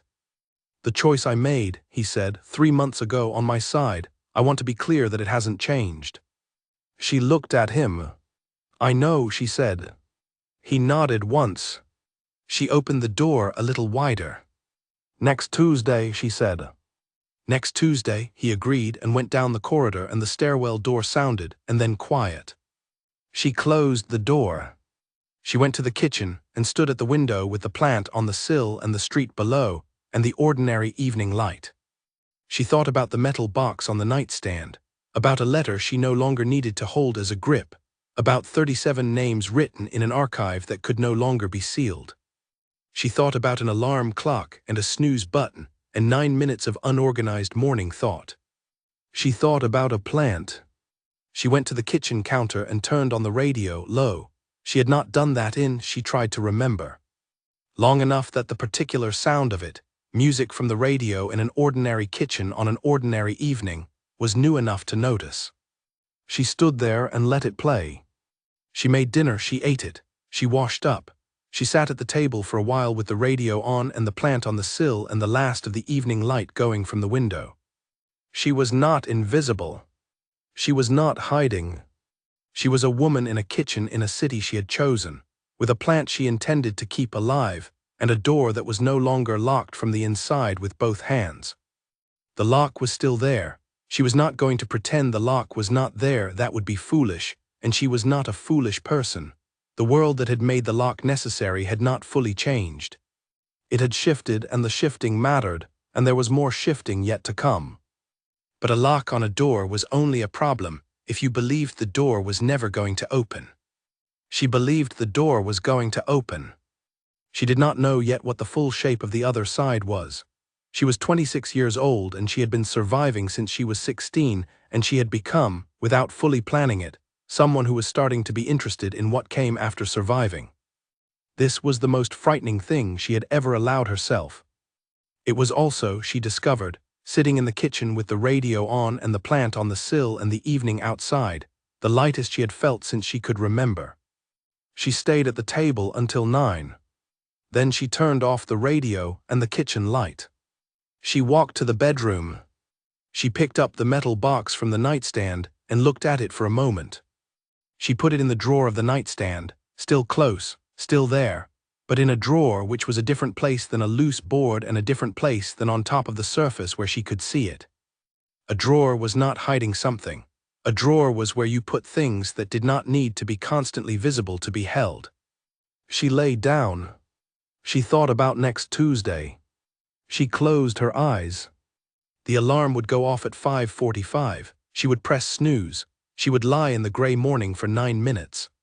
She would get up at 5:54 and go to the bathroom, and open the cabinet and measure the drops and drink them and stand in front of the mirror. She would look like herself. She was, for the first time in 10 years, fairly sure she knew what that meant. She slept. In the morning she opened her eyes before the alarm. This was not unusual now. Her body had adjusted in the past several weeks to the shift in how she was sleeping, not the rigid discipline of sleep as maintenance, but something closer to actual rest, which had its own rhythms and its own timing, and sometimes woke her 5 minutes before the alarm with a quiet sense of sufficiency that she was still learning to recognize as the normal feeling of being rested. She lay in the early gray and looked at the ceiling. The alarm went off at 5:45. She pressed snooze.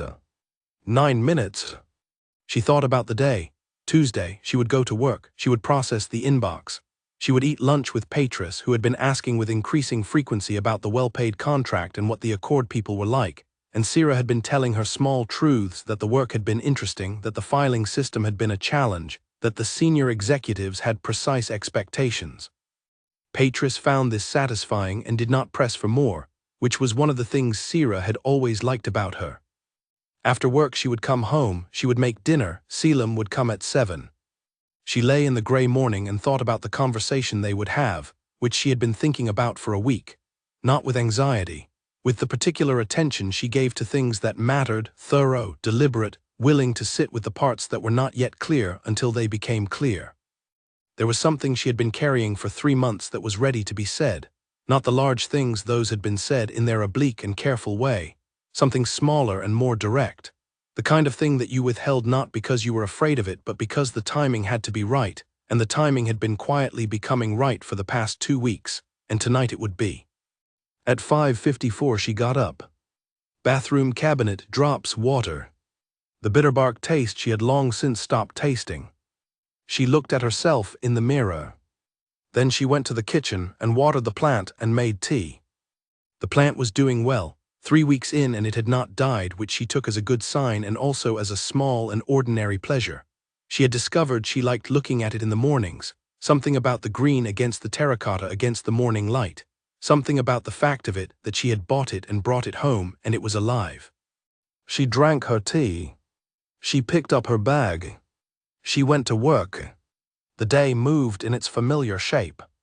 Patris was in early and they ate lunch together, and Patris talked about her daughter and the school play, which had apparently been a great success, and she showed Sira a photograph on her phone and Sira said the right things and meant them.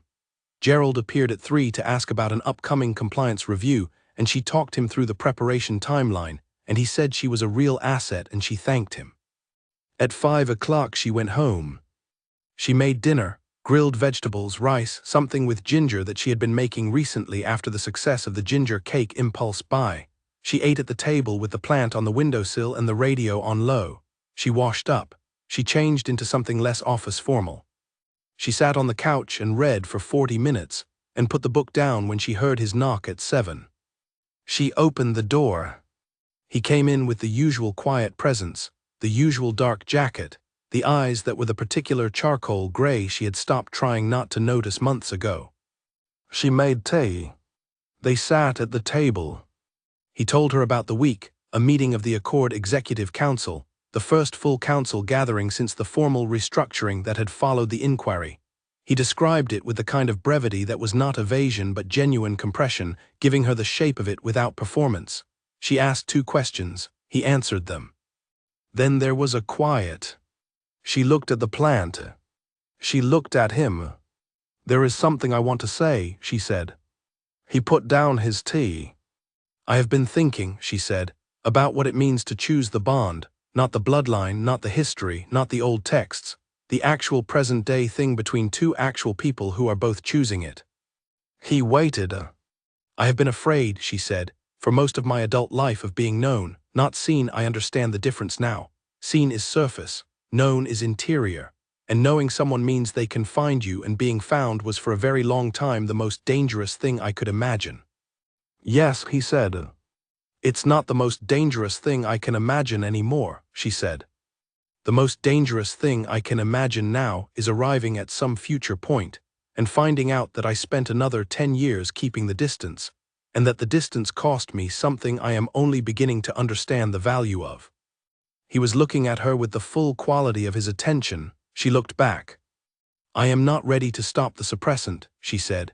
"That is a practical decision, and it requires time and care and a different level of security in the territory before it would be sensible. I am telling you this not as a condition but as a fact." "I know," he said. "But the other kind of suppression," she said, "the one that is a habit rather than a formula, the distance I have been keeping from being known," she stopped. "I am telling you that I am choosing not to keep it." The kitchen was very quiet. "I know what the bond is," she said. "I know what it does and what it means for you specifically. I am not afraid of it. I am not afraid of you." She paused. "I am telling you that I am choosing this, consciously, on my terms, which is the only way I know how to choose anything, and which I hope you understand is not an obstacle but is who I am." He looked at her for a long moment. "It's not an obstacle," he said. "It's exactly right." She nodded. They sat in the quiet kitchen with the plant on the windowsill and the evening outside and the ordinary sounds of the building around them. And it was the same kitchen it had always been, and she was the same person she had always been, and he was looking at her with the same focused, unhurried, undemanding attention. Except nothing was the same. She thought about a 16-year-old running barefoot in the snow. She thought about a flashlight in a borrowed room. She thought about an alarm clock and a suitcase and a pharmacy, and a building with a lock and another building with a lock and another, city by city, until this one, this specific city with its garlic smell restaurant and green apples and early morning delivery vans. She thought about a woman who had built an entire life out of the discipline of not being found. She looked at Selim Vane across the kitchen table and thought, "I found myself here, in this room, at this table, With this man who waited and did not push and said what you choose when nobody is pushing you is the only thing worth having. She had chosen. The choosing was quiet. It did not have the drama she might have imagined when she was younger, no weather, no ceremony, no sudden dissolution of everything she had been. She was still herself. The drops were still in the cabinet. The plant was still on the sill. The inbox would be full tomorrow and she would work through it from the top and Gerald would say something approving and Patris would bring coffee. But the lock was different now. Not gone, changed. A lock you held the key to was a different thing from a lock you could not open from the inside. And she had, sometime between 3 months ago and this morning, moved from one to the other without marking the moment until right now. She picked up her tea. He picked up his. Next week, he said. Next week, she agreed. Not because they needed to discuss what happened next. They knew what happened next, the same thing that had been happening for 3 months, evenings and tea and the slow, careful work of two very private people learning the shape of each other. More of the same. Different in the way everything was different once the interior decision had been made, and the living of it was only a question of time. She was not afraid of time. She had built an entire life out of it. He left at 9 and she locked the door and stood in the hallway and then went to the kitchen and turned off the light and went to the bedroom and opened the nightstand drawer and put her hand briefly on the metal box and closed the drawer again. She lay down. The morning would come at 5:45, and she would press snooze and lie in the gray for 9 minutes and think unorganized thoughts, and then get up and go to the bathroom and open the cabinet and measure the drops and drink them and look at herself in the mirror and look like herself. And she would know, in a way she had not known for a long time, who that was. She closed her eyes. She slept.